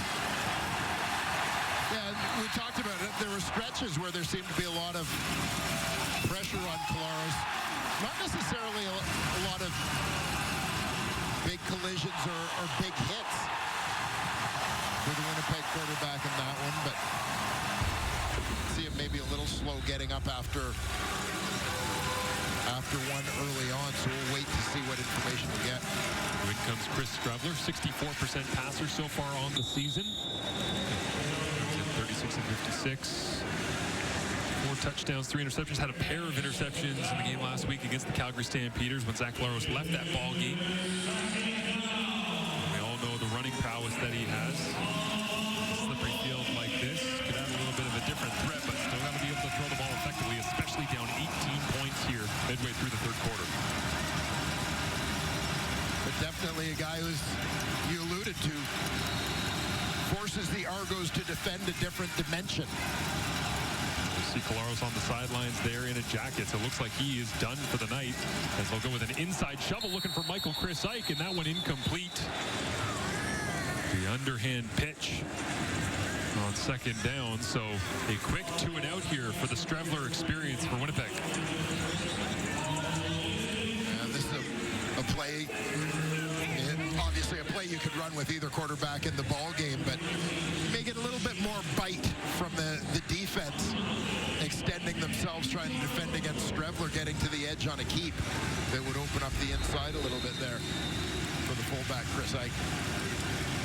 There in coverage, of course, with McManus.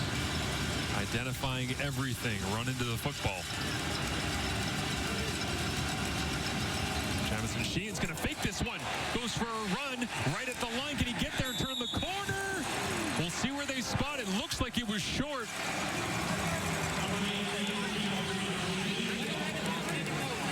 Sheehan believes that he got the first down, reached out the football, but it is short. Mike O'Shea in the special teams unit of Winnipeg looking for a spark with Zach Collaros done for the evening. And Jamison Sheehan couldn't get far enough. Toronto possession with great field position as Kevin Mittal makes the play. Welcome back to BMO Field. Winton McManus in the locker room in before the game. What is that? Doing a little dyno maybe? Oh, he's going to do it tonight. Okay, well, there's his son. That's where he... Okay. Do we get it into the game is the next question on that last little shovel, Chris Ike. There it is. Yeah, looks like Daddy kept his promise.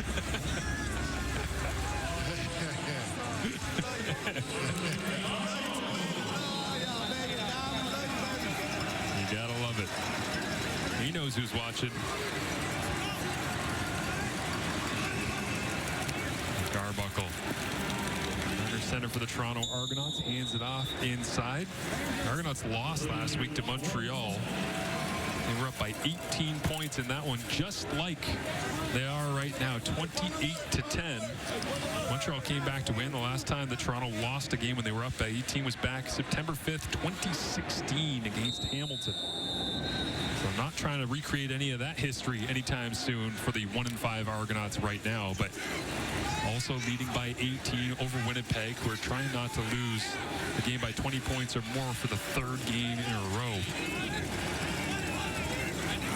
Arbuckle wanted to get it out quick and won't have the opportunity. Flying through the middle of that defense, it's Devin Adams. His second sack of the year. The middle of this Argonaut offensive line kind of got dented in a hurry. Adams and Waters meeting at the quarterback. Say if Adams didn't get there, Waters was going to be there just as quickly, but all-out pressure and the protection didn't match it that time. 6.5 remaining. Toronto Argonauts will be forced to send it away. I feel like we haven't said the name of John Haggerty very much here this evening, as the Aussie backward spiral drops this one down inside the 15-yard line. No yards will be thrown on the 40-yard punt. As Devin Adams fired up, getting into the backfield, making some big plays. Needs his offense to come to life, but the Bombers D doing everything they can to hold Toronto at bay.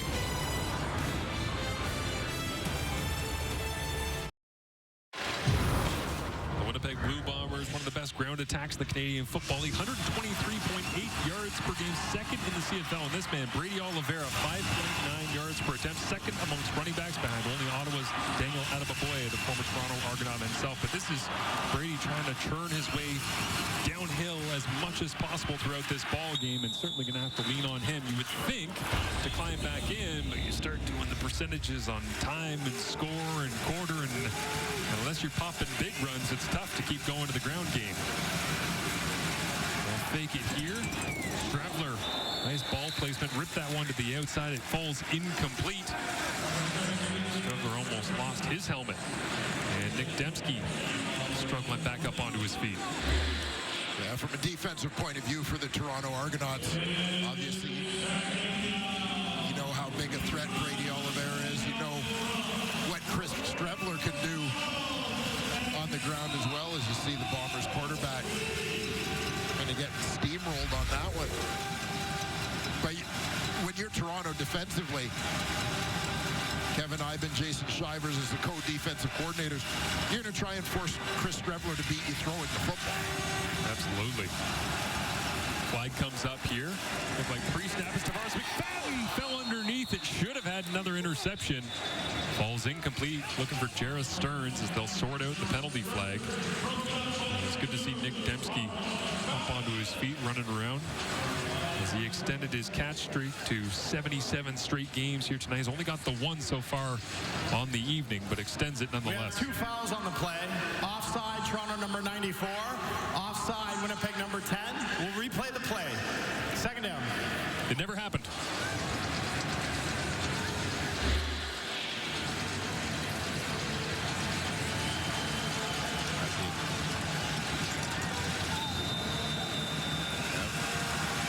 McFadden expected the play to be blown dead. Yeah.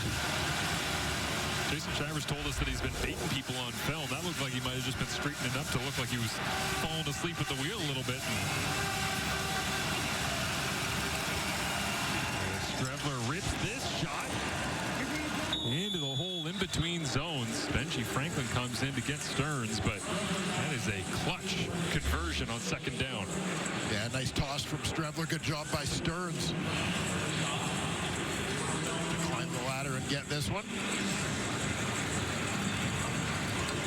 This back.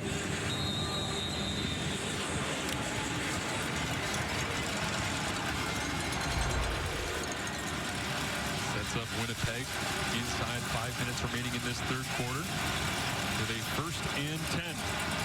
You go to Oliveira, tracked down from behind. Eric Parrish caving in the backside of that Winnipeg offensive line. Again, no surprise to see Toronto crashing hard on the run game on 1st down.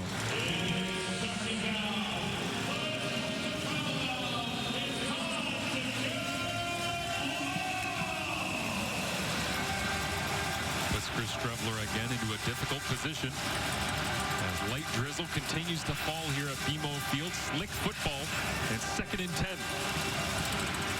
5 options for Strevler. Hops to his right, steps forward, going to try to get it with his legs.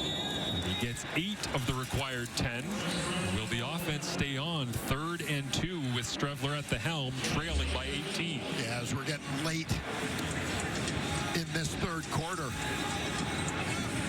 The 3-possession football game. Bombers kind of playing the odds, feeling like you're in the other team's territory, that this is close enough that they want to take a shot. Maintain possession here. Grass on Strevler's helmet. Everybody completely soaked from the conditions here in week number 8 in the Grey Cup rematch at 3rd and 2. Strevler takes the snap. Quarterback lead pushing into the pile. And Winnipeg's offensive line. Well, it wasn't fast, but Rubbin's racing. They'll push their way right into the middle of that Toronto defense and move the sticks. A little fake to Oliveira, who then becomes the lead blocker. Strevler, a powerful runner in his own right. Takes it up the gut. You see Jason Hogan, his first year as the offensive coordinator of these Winnipeg Blue Bombers, taking over for Buck Pierce, now the head coach of the BC Lions. Gotta figure out a way to chip away at this Argonauts advantage, and this won't help. Strevler skipping rocks into the middle of that Toronto defense. Colaros watches on. Stoic, but unquestionably frustrated. Back-to-back weeks not being able to complete the intended target. Go and get a win for Winnipeg. And a guy who, as we mentioned earlier, battled some injuries earlier in his career. I know maybe even more than the average player, Zach hates missing time. Yeah. He's missed more than enough as Strevler steps in, checks it down to Brady Oliveira on 2nd and 10. And a powerful run by Brady O. Down to the 30-yard line that time. It's good for 16 yards and a first down conversion. Well, the Winnipeg Blue Bombers are proving to be survivors. A couple of impressive 2nd and 3rd down conversions to keep this drive alive and put themselves in scoring position.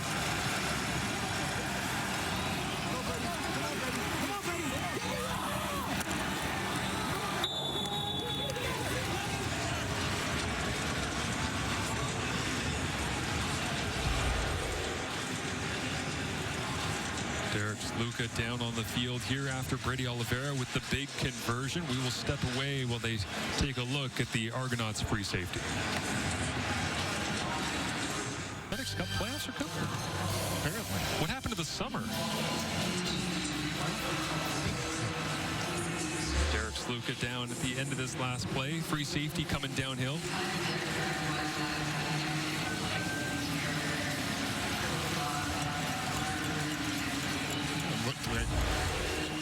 Awkward fall there after an issue with the footing. Jonathan Edward checking into the ball game in his place. Strevler under center here on 1st and 10. Well, speed sweep. Cody Case gets a touch. Turns the corner. Good speed. Case that time is first year out of Illinois with a touchdown in his recent pass. We mentioned Case getting a bit of an opportunity in that Bomber receiving core in the absence of Dalton Schoen. Obviously, different type of player. Got some action last year, primarily as a kick returner for the Bombers. And Winnipeg 12 for 12 on short yardage sneaks coming into this ball game. You can improve that once again as they move the change. Strevler at the controls again with Zach Colaros out, and into the score zone they go.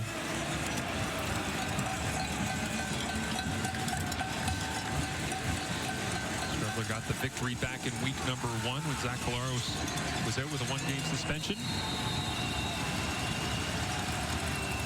get the victory. Scrappy quarterback.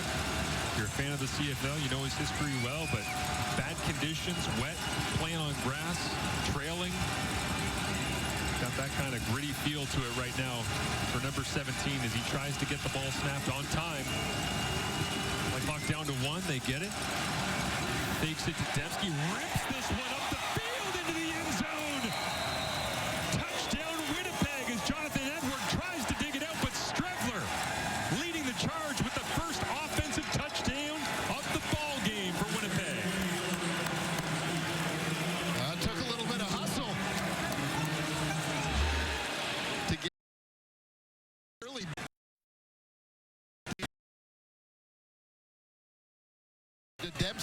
Dembski keep the action rolling the other way. Strevler delivers an absolute strike for Jareth Stearns. Just had a little bit of a New York Jets preseason Strevler flashback watching that one. The confidence. Roll to your right, rip it as hard as you can. Put it to the spot you want it. And on the final play of the third quarter, the gap is closed. 28-17. Toronto continues to lead over Winnipeg. But the Bombers are back into it. Close contest between these two since 2017. 8 of 12 meetings have been decided in the final 3 minutes. We'll find out if that stays true here in 2025 in the Grey Cup rematch.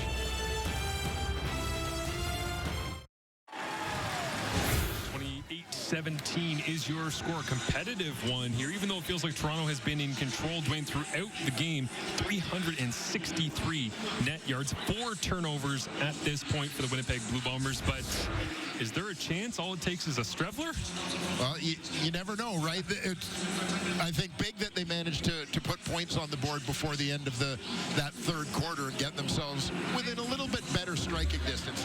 This 3-score ball game felt a little bit tough, but Strevler, I thought, moved them pretty well on that last drive. Get another look at the touchdown here on the final play of the third quarter over Tavares McFadden, who's got that incredible length out of Florida State. Jonathan Edward in the lineup for Derek Sluka, who had the non-contact injury. And rightfully so, Strevler. A little emotional energy on the sidelines there as Jareth Stearns gets an opportunity to celebrate. And now the question is, can Toronto answer, put together a drive, kill some clock, hold the lead that they weren't able to against the Montreal Alouettes? In their most recent losses, Janarian Grant tries to turn the corner. Winnipeg special teams unit does a great job turning it back inside. And we get another look at the touchdown here where Strevler just rips it to the spot that he wanted, Dwayne. Yeah, and you're going to see Jareth Stearns starts off as the number 3 receiver to that left side. He's going to motion all the way over and then working towards the corner. Gets in behind coverage, and Strevler have that fake to Dembski motioning the other way in the backfield, creating a little misdirection. Just floats it over top of a couple of defenders. Awaiting Jareth Stearns. A couple of sideline high fives on his way to go see Stearns and visit the touchdown pass as Toronto with a free man rushing off the edge, trying to get it to the outside, incomplete. Deontay McMahon can't hang on to it. Evan Holm right there on the ground in coverage as well, alongside Kyrie Wilson flying out from his weak side linebacker spot. This was another one where Nick Arbuckle had to change his arm angle because of an on-rushing defender. It seemed like that time unable to find a slot or a throwing lane that quite worked to connect with the intended receiver. Well, pressure's on here. Strevler's got a little bit of momentum going Winnipeg's way. 2nd down and 10. Backed up in your own end. You're 1 and 5. Arbuckle goes hard count. Nobody jumps offside. Now he steps up in the pocket. Nobody's open. Nick's going to use his legs. Has to get to the 35. He does and slides down. The Grey Cup MVP answers the moment. That was a slow developing play, to say the least. And almost strange in the way the second level just completely opened up. For Nick Arbuckle to reach that first down marker before he even encounters a Bomber defender.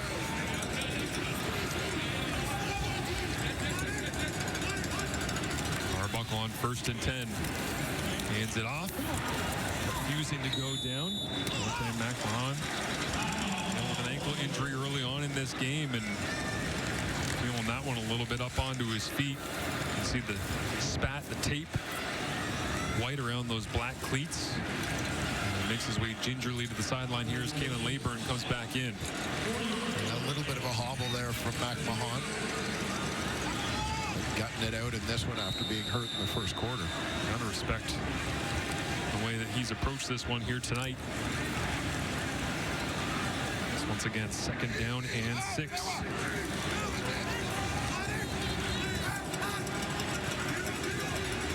Hard count, Arbuckle manipulating the line of scrimmage. Blitz is on, into pressure, Dave Unger at the 55. On the money against pressure, and a nice blitz pickup as well by Kalen Leyburn right in the middle of that offensive line. Yeah, I love the job Leyburn did. Just hidden in behind the upright there, but watch him step in to pick up the linebacker, Griffin, and hold his ground.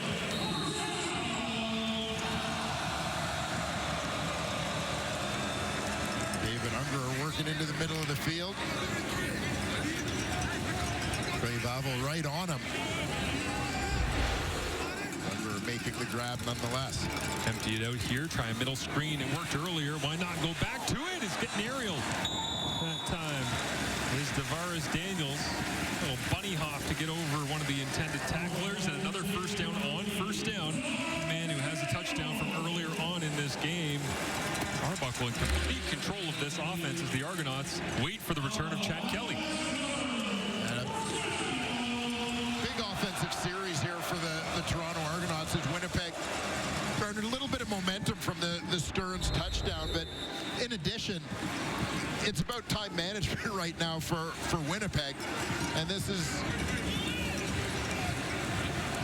already about a 4-minute drive put together by the Toronto Argonauts and into Bomber territory. Quick throw this time. Unger turns outside, gets the 1st down, wants some more, gets dragged down by Parker at around the 30-yard line. Unger, coach's son, asked him this week about how he got kind of the bug, how much he wanted to love football. He said, well, I was about 8 years old, walked into Alabama Bryant-Denny Stadium with my dad, my jaw dropped. That was when I had the bug and I wanted to be the best I could be. You can see the competitiveness here, Dwayne. Absolutely. Mentioned earlier, Dave Unger plays much bigger than he measures. He's a very competitive guy, and again, a lot of that comes from, as he says, people doubting him, maybe judging him based on appearance.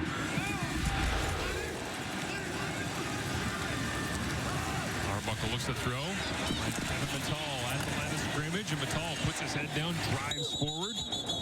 We're going back-to-back to the CFL draft picks here in Unger and Kevin Mittal. And it'll leave 2nd down and 5. I did love when Unger said to us this week that coach's son, yeah, it made me more competitive. You know, I've been around the game since I was a kid, and he kind of paused and he went, yeah, my dad was pretty tough on me. He's like, yeah, he got the best out of me. It kind of carved me into who I am. But it shows here on a Grey Cup rematch on a Saturday night at BMO Field.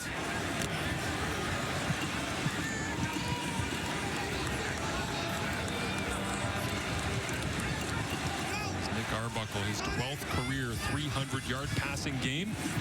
They'll look to hand it off, though. Kalen Leyburn bounces it. And on 2nd down and 5, going nowhere that time. Retta Cramby rallying well to the outside. Terrell Bonds came up as well as Cameron Lawson, Queens grad. Defensive tackle right in the middle of the fray.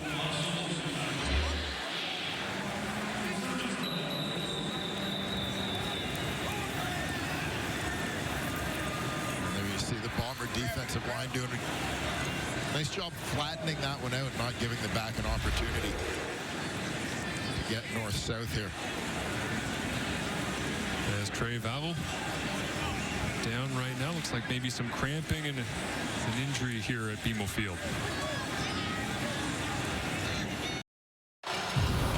Monte Coxie came into week number 8 with 26 catches so far on the season. Well, you could take 6 more on, but really it's more about the yardage total. It began with a bang right here.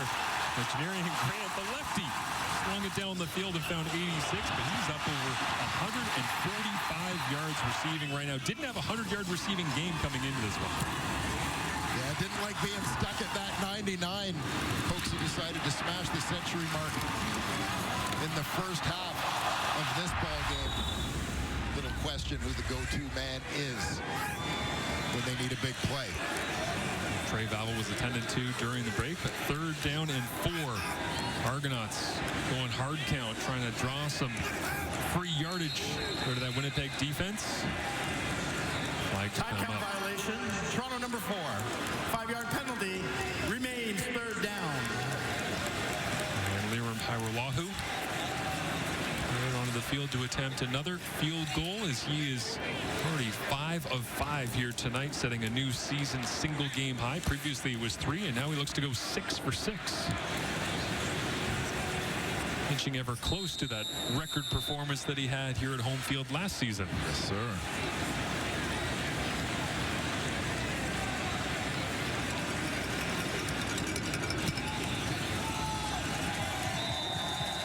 Foot stays steady, and the right foot never in question.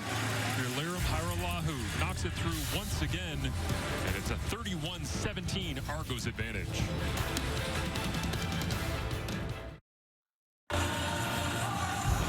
Quentin McManus with a wild play earlier on in this one. I'll just throw a little route over the middle. Nope, no chance. Jared Stearns gets popped. Ball goes off the helmet into the waiting arms of Benji Franklin. Winton is a great player and always a great chat. He usually has them with Matthew Shinetti.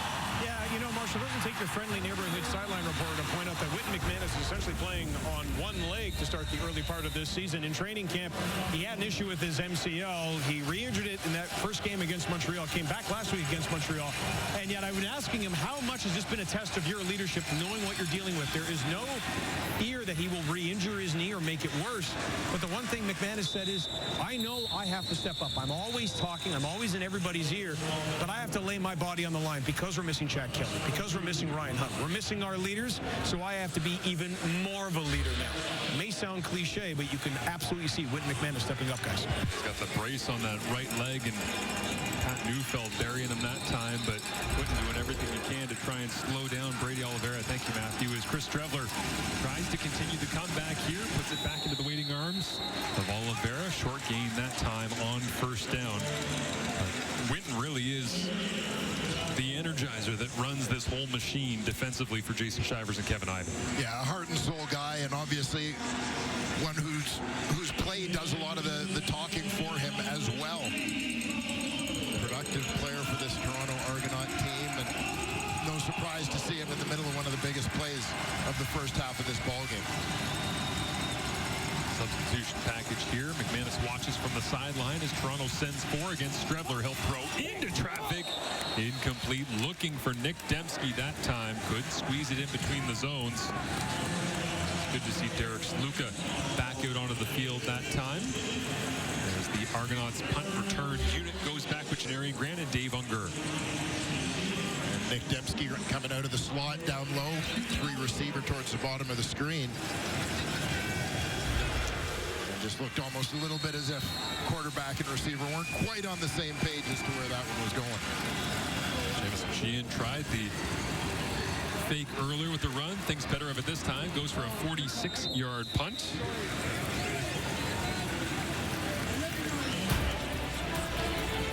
And the Toronto Argonauts will try to shut this down with a 2-score advantage. Toronto Argonauts swept the 2024 regular season series with Winnipeg by a combined 5 points. Win this week, a 3-game winning streak versus Winnipeg, the first time in over a decade. And for a minute there, it was in question because the conditions got real sloppy real quick, and all mayhem broke loose. Somehow, these veterans are settled in. The ponchos are working. These flags come up here. Get this drive going for Toronto, but it was mayhem for about 10 minutes of real time. Procedure, Toronto number 66. 5-yard penalty, repeat 1st down. Timer, we're going to hold the clock. And it has been significantly more uniform since, as that time the flag goes against Shane Richards, the former 1st overall pick from Crescent Heights and the Calgary Colts.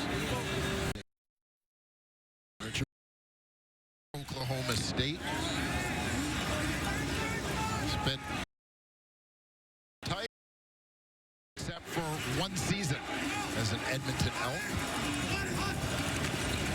First overall pick, they let go to free agency, goes to Edmonton, gets let go, and lands back here in Toronto. Their offensive line significantly banged up. We mentioned John Boss off the top, working at right tackle with Ryan Hunter. Really unfortunate injury to lose last year's most outstanding offensive lineman as they try to run behind this big offensive line to grind some clock with Deontay McMahon. Yeah, a lot of bodies out, and offensive line injuries have been one of the sort of subtle storylines of this 2025 season. It seems like something so many teams are grappling with, but Ryan Hunter out, Dylan Giffen out of the lineup, Sage Dockstader a late scratch today, Anam Dankwa out as well. He's cutting it back on second. Wrapped up. Yeah, Mr. Irrelevant there, Anthony Vandell in the middle of the offensive line. Let's go, as well, Darius Sirocco in there to the lineup. Peter Nicastro there. Everybody's just going, well, when's Chad coming back? When's Chad? We got to have Chad back. It's like there's a lot more going on here with Toronto at 1-5. Yeah, I mean, this is the thing for the Toronto Argonauts is they need to find a way to get it done regardless of who's playing quarterback for them. As Kelly watches on from the sideline. McManus and the Toronto defense will apply their trade once more as John Haggerty wobbling spiral drops down. Cody Case at the 33-yard line. Solid return from Case. A flag comes up here at the end of the play as well.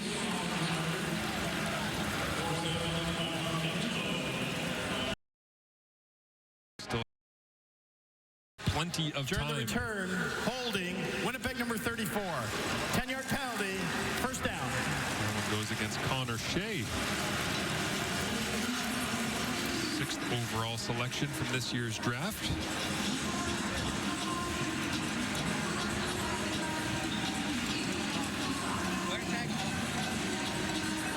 Stravler steps into the huddle. Gets everyone set, trailing by 14. 5.5 minutes remaining. That'll be interesting at this point, as even on their last possession, Winnipeg was still leaning on Brady Oliveira in the run game a little bit, but now as that time becomes that much more of a crunch for the Bombers, Streffler's going to have to complete some balls. Streffler rolls away from pressure, flips this one over his shoulder for the second time tonight. Ross McFadden wishes he would have had that one. It hits him right in the middle of the two. Can't haul it in. Ryan Dinwiddie chased him up the sideline saying, keep playing. You're close. And you'll see his Streffler running to his left, throwing the football, and this one sails on him a little bit over the head of the intended receiver.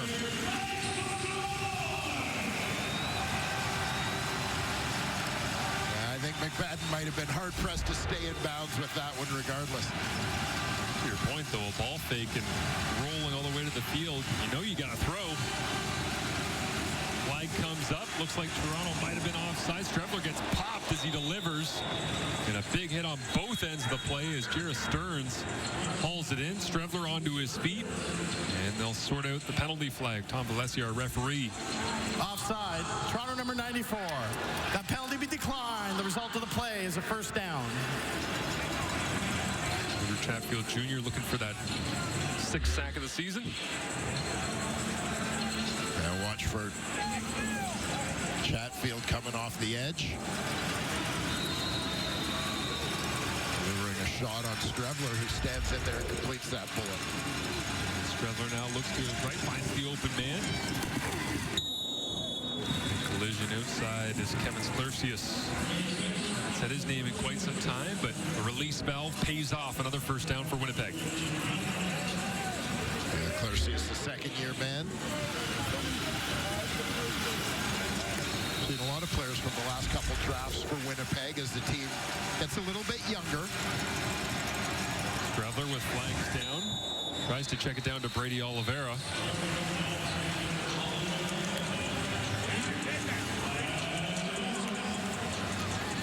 Falls incomplete. Holding, 68. 10-yard penalty. Repeat, first down. Micah Vanderpool, left tackle in for Stanley Bryant. No danger tonight, takes the penalty. That'll back Winnipeg up significantly. See, Vanderpool just got beaten on the inside. Had to hook the defender with a little bit of a half bear hug.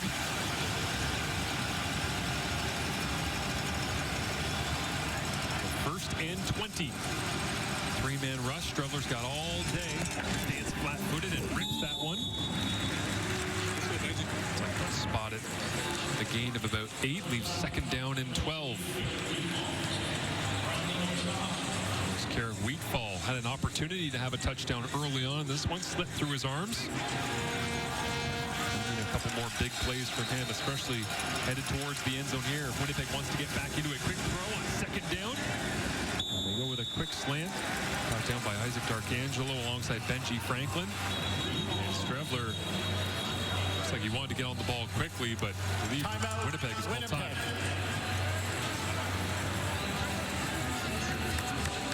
And I got some time to talk it over here, Dwayne, on third down. Right, a little time before that 3-minute warning. Back-to-back plays after taking that penalty, sort of get half the yardage needed at a time, so a good chunk on first down, getting about 8 or 9. It really is amazing how it sets you back against the sticks, though, right? Yeah. To take a 10-yard penalty, instead of being able to be aggressive and go, okay, first and 10, let's do what we want, second and 3, let's, all of a sudden it's like, oh, it's a 3-play excursion to just try and get back to where you were. Yeah, we talked earlier about sort of some of those analytics, right? The kinds of plays that are important to being successful, and I mean, winning the penalty battle goes a long way towards winning games as well. It puts you in a hole when you take them. 3rd and 5, blitz is on. Strevler throws into it. Cody Case can't hang on. It is incomplete.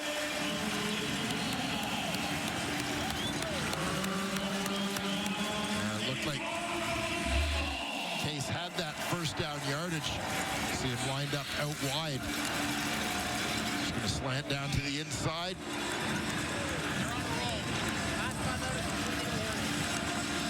Pressure coming, but Strevler gets it out quickly and accurately, but Case just couldn't make the grab.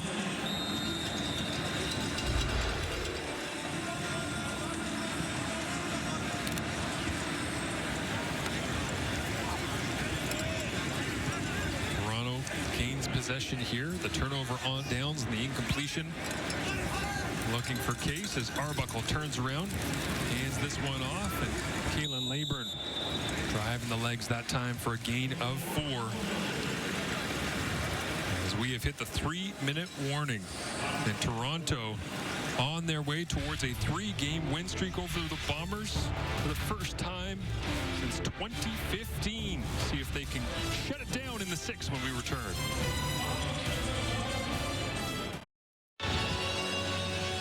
It's a cat battle. Week 8. It wraps up tomorrow. Kenny Lawler and the Red Hot Tiger Cats head west to take on Nathan Rourke and the Lions. Coverage begins 7 Eastern, 6 Pacific on TSN. I think the Lions triple Kenny or somebody's got to do it. Whatever it takes. Second down here for the Toronto Argonauts. Inside the 3-minute warning, and Nick Arbuckle trying to salt this one away. Hands it off inside. Cody Case, who had the drop on that last possession, will go back and get set to return this punt. Definitely missed opportunity on the last possession for the Bombers, having worked their way into Argo's territory.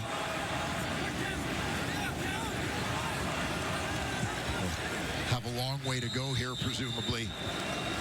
The clock ticking down against them. Special teams coordinator Mickey Donovan, I'm sure. Max protect. Not allowing any pressure in on John Haggerty, and they got to get down and cover it. Execute at the end of games to secure their 2nd victory of the season here in week number 8. Flag comes up as Haggerty gets it away.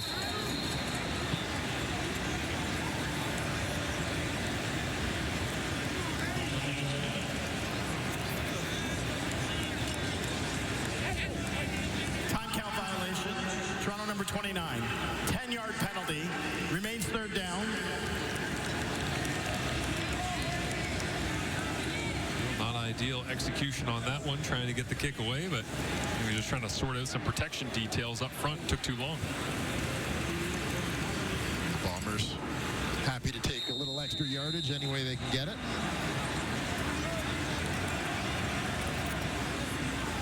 Case likely feels nice wandering forwards, a couple extra yards, but feel a lot better if he got a quality return out of this one to set up Chris Strevler with a short field, 2.5 minutes remaining and trailing 31-17. Nice kick that time from Haggerty. Drives Case all the way back inside his 20.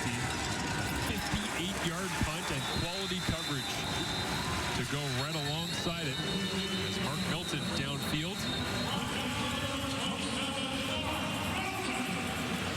Cody Case looks to be injured on the tackle.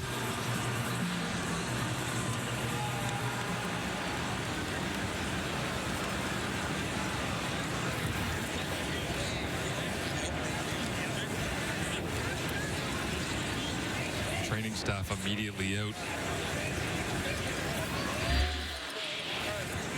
It looked like Case was losing his footing just as he got hit here. Up on. Yeah, that left ankle got twisted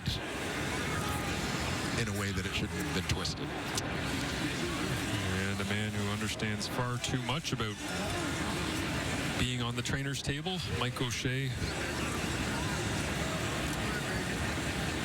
trying to control his team and the emotions at the end of this one on a difficult night with 2:20 remaining. As Nick Arbuckle at the controls for the Toronto Argonauts, and a bright spot despite a rough patch when the weather got real nasty earlier on, but get a sense that he has a great understanding of this offense, and he's put it on display here in a home victory pending the next couple of minutes, right? Yeah, Nick Arbuckle, to me, has looked very poised in this ball game, and bounced back when he's had stretches where things maybe haven't gone quite as he wanted, where a couple stretches where he might have had 2 or 3 throws in a row that got away from, didn't quite end the way they wanted, but has bounced back from that, moving the football when he's needed to. Some clutch throws. It's an easy storyline for us to be able to say, well, it's the Grey Cup rematch. He's the Grey Cup MVP. It's the same team. There's a lot of moving pieces. This Toronto team looks significantly different. Winnipeg has had a lot of moving pieces as well. It was interesting to hear Mike O'Shea, after you asked him a question this week, say, it's interesting. I hadn't really thought about how many players in this league we've interacted with, which was an interesting way of saying they've been around, we've had them, they've left. Yeah, well, and it wasn't part of what he was trying to say is Osha's honestly as humble a guy as you're ever going to meet in the world of professional sports, not just in football, but it speaks to his longevity as well as a coach in this league. And one of the true quality people in the game as they assist Cody Case, unfortunately, to an assisted ride off the field. And a shake of the head there from Mike O'Shea.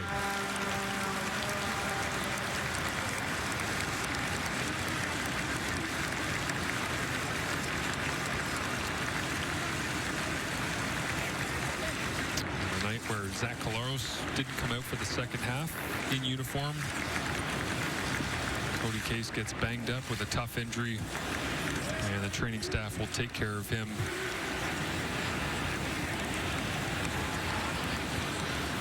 Argos, meanwhile, waiting for an update on the future of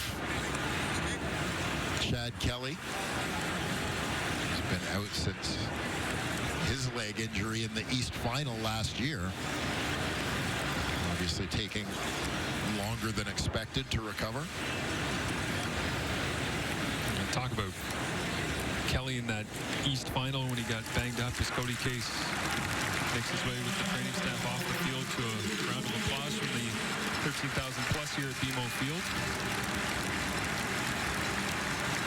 But Montreal, obviously the team that hosted that East final last year that Chad Kelly got injured in. We think about the standings and where things are right now. How about the Alouettes over their last 2 games, leading for less than 7 minutes total between those 2 games and having 2 victories? That's what Ryan Dinwiddie and the Argonauts are chasing right now in the East Division. Well, that's part of good team finding a way to win, Montreal. Strebler throws a crossing route underneath. Willie Corcoran makes the grab on 1st and 10. It's a gain of 8, maybe 9 on the play. And they'll go quick to the line of scrimmage here, try and ramp up the pace with 2:14 remaining. And Corcoran will get a good run here on offense in the absence of Cody Case. Strebler gets it out once again underneath. Looks like they just... What'd you call it in offense when you're playing the CFL? Dwayne, just run the same play again. Was there a secret word? Give me the exact same thing. I am trying to remember back to the days of the no-huddle offense. Strebler steps up and checks this one down underneath. Brady Oliveira running through tacklers. What a great run by Brady that time. Crosses into Toronto territory.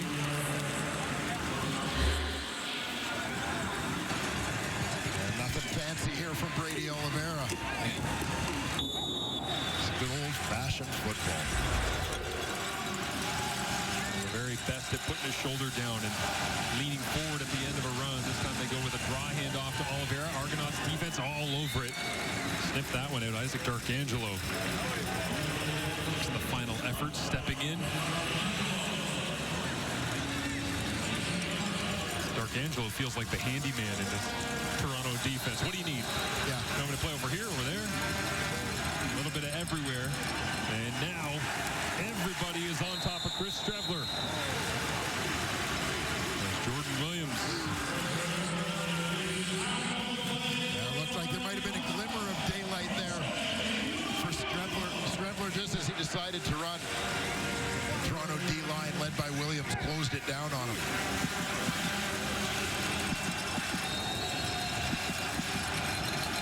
Strebler against the 4-man rush, escapes to his right. It is 3rd down. Throws his body across the middle. Nick Dembski trying to get there, but another turnover on downs with 1:27 remaining. And the Bombers will come up short here in Toronto.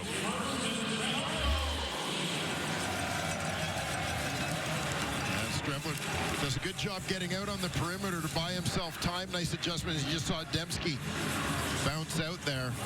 Got a hand on it, but couldn't reel it in.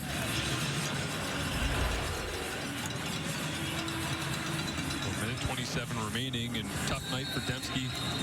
Polaros and the rest of the Bombers offense got some help from James Vaughters with the fumble return earlier on, but outside of Chris Strebler ripping it to the end zone for Jarrett Stearns. Not much to show here tonight at BMO Field. These two teams will play again coming up next week, Friday Night Football. Sliding down to the turf is Kalen Leyburn, getting his run in, and back-to-back games now as well. When you factor in the turnovers, obviously fumbles, interceptions, but turnovers on downs, that Winnipeg has had 6 turnovers in back-to-back games. That obviously comes by nature of having to go for it late in the game. That is not a number that will sit well as they fly home and get ready for the rematch. Yeah, and I think part of the concern, as you say, sometimes it's a situational thing, but I mean, you look at some of the interceptions they've had, throwing some early as well in the ball game. Stacked up on 2nd and 10 with the inside run.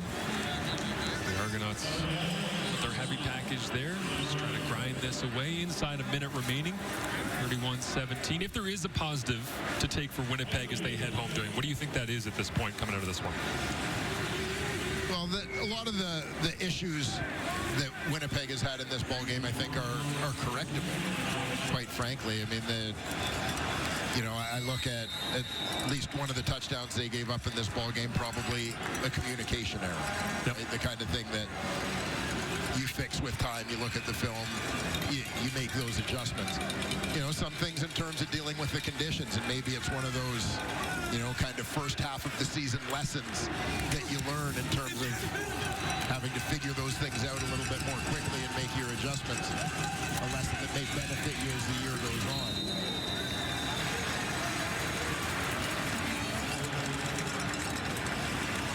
Do their best to piece it together. The question becomes, will it be Chris Strevler at the helm in a home date against the Argonauts next week? Well, you have to be a little concerned, obviously, with Zach Collaros leaving back-to-back ball games early and a short week going from Saturday game to Friday game for the Winnipeg Blue Bombers in terms of trying to get Zach ready to go. So we'll see how that unfolds. Toronto improves to 2-5 now with the victory. Winnipeg set to go to 3-3 on the season.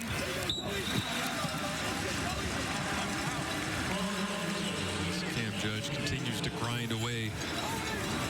Real physical night for him. Really all the linebackers going to the football in the rain here. Saskatchewan out front, controlling at 6-1. And this one on the turf, and Derek Sluka picks it up. I was going to say, it's not exactly a 100-yard return multiple times over, but somehow the football just seems to find Derek Sluka. Yeah, he's got a bad ankle, decided to just protect the ball and get down with that when he's got enough return touchdowns already on the season.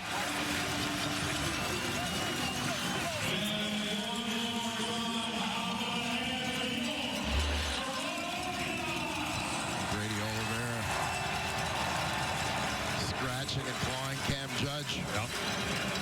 Gets a hand on that one. Already with an interception in this game. Now the forced fumble added to his stats line. I asked Jason Shivers this week about Derek Sluka, and he said, well, he was kind of sloppy and athletic at the start. 4 days to go in camp. We had some injuries. I was wondering if we were going to fly somebody in. Thought he was going to make the team as a receiver. Flips over to the defense. And by now, if you're a big-time CFL fan, you know the story. Makes a run of things here in that defense. A couple of major returns in a game on the road against the Ottawa Redblacks. And tonight, he and the Double Blue will celebrate their second victory of the CFL season as Mike O'Shea and Ryan Dinwiddie will meet at midfield. And Nick Arbuckle, with all the pressure and expectations swirling around of the return of Chad Kelly, Arbuckle just continues to put his head down and try to piece together solid performances. He does that once again tonight as Zach Collaros heads down the tunnel where he was slow coming out after halftime and never got a chance to play in the second half of this one. Banged up, and we'll follow up on his injury status going into the rematch of these two teams coming up next week. It was raining pretty hard at one point between these two. And indoors tomorrow at BC Place, the Tiger Cats and the Lions will wind down week number 8. We'll see what Bo Levi and Mitchell can do up against Nathan Work. Should be a fast and fun one out on the West Coast for tonight at BMO Field by the Lakeshore. An entertaining throwdown between Winnipeg and Toronto in a Grey Cup rematch, and the Argos win 31-17. Welcome to Sports Center. He's Jermaine. I'm Mark. Our Grey Cup rematch in Week 8 of the CFL. And it's strange to see these two teams and the amount of adversity that they're currently situated in. You have the Argos, who have won just one game all year. They're still waiting on good news when it comes to Chad Kelly. Then you have the Blue Bombers, who had 2 bad losses to the Stamps. And now there's significant concern when it comes to Zach Collaros. Yeah, obviously Zach Collaros didn't finish the game. You mentioned Argo still waiting for Chad Kelly. And let's face it, they haven't won at home yet until great point, my tonight. 0-3.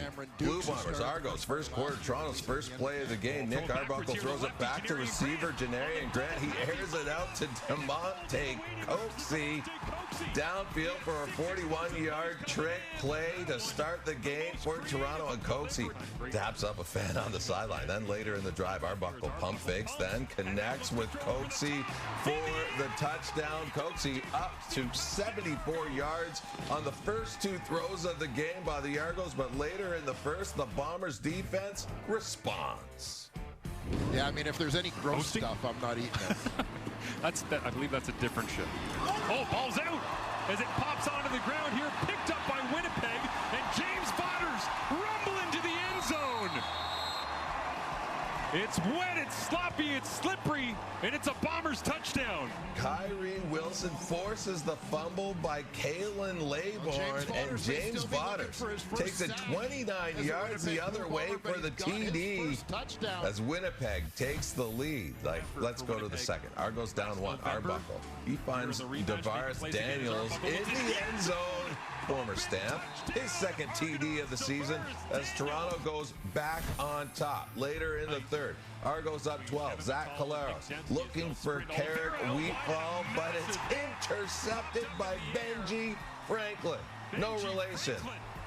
But maybe we are related since he's making big plays. A big hit by Winton McManus to force Winnipeg's third turnover of the half. The ball deflects off his helmet right to Franklin. Collaros had 2 picks at the break, and he did not return in the second half with an undisclosed injury. He also left in the first half of last game with a neck injury. So Chris Streveler comes in for the second half. Winnipeg down 18 late in the third. Streveler connects with Jarrett Stearns for the TD. The Bombers have lost back-to-back against the Argos, but they haven't dropped 3 straight to Toronto since 2015. However, they did now. The Argos pick up their first home win of the season. Toronto has now won 3 straight regular season matchups against the Bombers for the first time in over a decade. They're now 4-1 in their last 5 matchups with Winnipeg at BMO Field. With more, let's go to Kate Burness in the panel. Alongside Paul Lapolis, Davis Sanchez, Milt Stiegel, and for the Winnipeg Blue Bombers, they have a lot of problems right now, but their biggest one has to be their quarterback in Zach Collaros. Lapo, when we were in Winnipeg, we saw him go down against the Calgary Stampeders. The Bombers saying that it was a neck issue. He wasn't able to come back for the second half in this game. And look, if they have any shot this season, they're going to need Zach back in that lineup. Yeah, it's going to be very difficult if Streveler continues to play. I mean, they're going to have to revamp the entire offense, try to get more of that run game going. But the thing that concerns me so much about this football team, whether Zach's playing, Streveler's playing, is their propensity to give up the football, guys. They've got turnovers every week. This week was another multiple turnover football game. And I don't care who you are, you're not going to win football games when you turn the football over. Add to the fact that defensively, they are not playing like they have last year, and it's going to make it very difficult for them to put themselves in any position, put points on the board to do the things they need to do from an offensive standpoint. Yeah, if they are without Zach Collaros for some time, who knows? We won't speculate on that. But they can win with Chris Streveler, but there's a definite strategy that has to be in place, and that's going to be, to your point, running the ball, playing good defense, things that Winnipeg has done before. But right now, the Winnipeg Blue Bombers are last in the league in yards per pass, and they're 8th in pressuring the quarterback. In the CFL, if you don't have an explosive offense, and those are your defensive numbers, you're in big trouble. 3-3. Is that the record? First third of the season. And there's going to be people and fans saying, well, it's only first third of the season. And that mindset will get you out of the playoffs. There has to be a sense of urgency. I'm not saying push the panic button quite yet. But as you mentioned, Coach, they have some problems there. They have some concerns. It's not just quarterback. It's the defense. It's a little bit of everything. Every single facet of game is contributing to this team being 3-3 right now. Now, I know there's some other teams who would love to be 3-3, but this is not expected of the Bombers. They're hosting the Grey Cup. They've been to the last 5 Grey Cups. So there's a lot is expected of this team. So they have to get it together. They have time, but they better make sure they come out early in the upcoming games, because otherwise they got a chance to miss the playoffs. You could mask those issues. If you have, you struggle on offense, which we've seen over the years. If you struggle defensively, but your offense is explosive, you can mask that. Or if you have great special teams, and Jadarian Grant is huge, you can mask all those things. But when collectively all struggling, where's your advantage? Where's your... And we've all been in the league a long time. So this is a home and home game. Yep. Usually the home team wins this game, and then Winnipeg goes home and wins it. They don't win next week, then there's going to be a lot of things they got to Nick Arbuckle seems to have the Blue Bombers number, I think. Give him credit. He loves to play against the Blue Bombers. Arbuckle credit. And honestly, I was going to say that, too. I mean, as poorly as the Winnipeg D played in this game at times, kudos to Nick Arbuckle. And there's been so much talk about when Chad Kelly's returning, but Nick, he had a heck of a team. The whole Argos team. Heck of a team. Right? I was going to say, heck of a game and the team as well. So kudos to the Argos as they get their second win of the season. He had 316 yards through the air and 2 touchdown passes. New on SC is Argos quarterback Nick Arbuckle. Nick, quite simply, how needed was this win? Huge. I mean, not just from where we're at in the season, trying to get things going, trying to build some momentum, but anytime you have a back-to-back against a team, just to build that momentum, be able to get that first win, because you're playing the same team for 8 straight quarters. So that's huge. And then, to get our first victory at home, be a first time to be able to celebrate in this locker room for a lot of the new players, and a lot of the guys that got used to celebrating in there last year, it was very needed. So much of the story, really, since the East Final is when's Chad coming back? When's Chad coming back? This question isn't about him, it's about you. How have you handled that? How have you gone week to week? You go from the Grey Cup winning it to just the struggle starting the season, not all on you. Injuries, ineffectiveness all around the field. What does a win like tonight mean for you as part of the process? I don't think too much about Chad, or you can't really think about anybody that's not playing. And when you're a player, when you're a coach, it's different, but when you're a player, you really only got the opportunity and the time to worry about the 12 guys on the field with you and how you're going to win with those guys, including yourself, because, Chad's such an incredible player, but we've also lost some other really, really good players that played with us during the season, like Ryan Hunter, for example. But you can't dwell on that. You got to figure out how you're going to win, how you're going to take that next step with whoever you have available for how long, because I'm not a trainer, I'm not a doctor, I have no idea what's going on. I can just take it one day at a time, planning on how I'm going to do my part in helping the team win on what my role is that week, which right now is going to be starting. So, very quickly, we talk about it's been 8 quarters now that you're going up against the Bombers. Now the second half of that 4 is next week. How critical is it really to keep closing that gap as you want to get closer to 500, especially looking towards Labor Day in a couple weeks? It's huge. Especially going into Winnipeg, top 2 fan base in the league, probably not number 2 either. In terms of the support they have in their stadium, 30,000 people deep. It's an incredible environment to go play in. You can't help but have a ton of energy and going in there from a hostile environment that you're taking on. So that's going to be fun, and it'll be a fun challenge for everybody, and all the things that brings with it against a really good team that's going to be looking for their revenge. And we'll look to build off the things we did tonight, and see what else we can do. Thanks, Nick. Thank you. From the leader on offense to the leader on the defensive side of the ball, new on SC, Argos linebacker Winton McManus. I know the work is going to continue next week when you go to Winnipeg, but how important is it for you to go back in that locker room and celebrate with a team that hasn't really won, this iteration of the team hasn't won here at BMO, but to enjoy that celebration given the injuries, the inconsistency, and all the issues you guys have dealt with early on in the season? Man, this team has been itching and fiending for a win, and to finally get that and get that feeling and hunger, it's gonna feel amazing. Everybody just wants to continue to build off of that. You know what I'm saying? We've been grinding, man. We've been through the mud. We've been through a lot. We've been dragged through the mud. A lot of people have lost hope in us, and no one in that locker room has ever lost the hope. You know what I'm saying? And you can see that, you can feel that, and we're going to carry that into next week. Derek Sluka, David Ungerer, even the way that Nick was playing today, what did this win say to you about everyone who's on the field and contributing? That we have playmakers all over the field. We have elite players all over the field, man. We just got to make sure that we're doing our job. Everybody has to make sure their mind is in the right spot, their heart is in the right spot. You are where your feet are, and, man, you can see what can happen. Appreciate you, Win. Appreciate you, man. Go enjoy it. All right, week 8 in the CFL wraps up on Sunday with the Ticats and Lions. After an 0-2 start, Mark Rose, Hamilton Tiger Cats. Are they mine? Looking to win 5 straight for the first time since 2019. Wow. Yeah, when they're hot, of course. Can I still do SportsCenter? Yeah.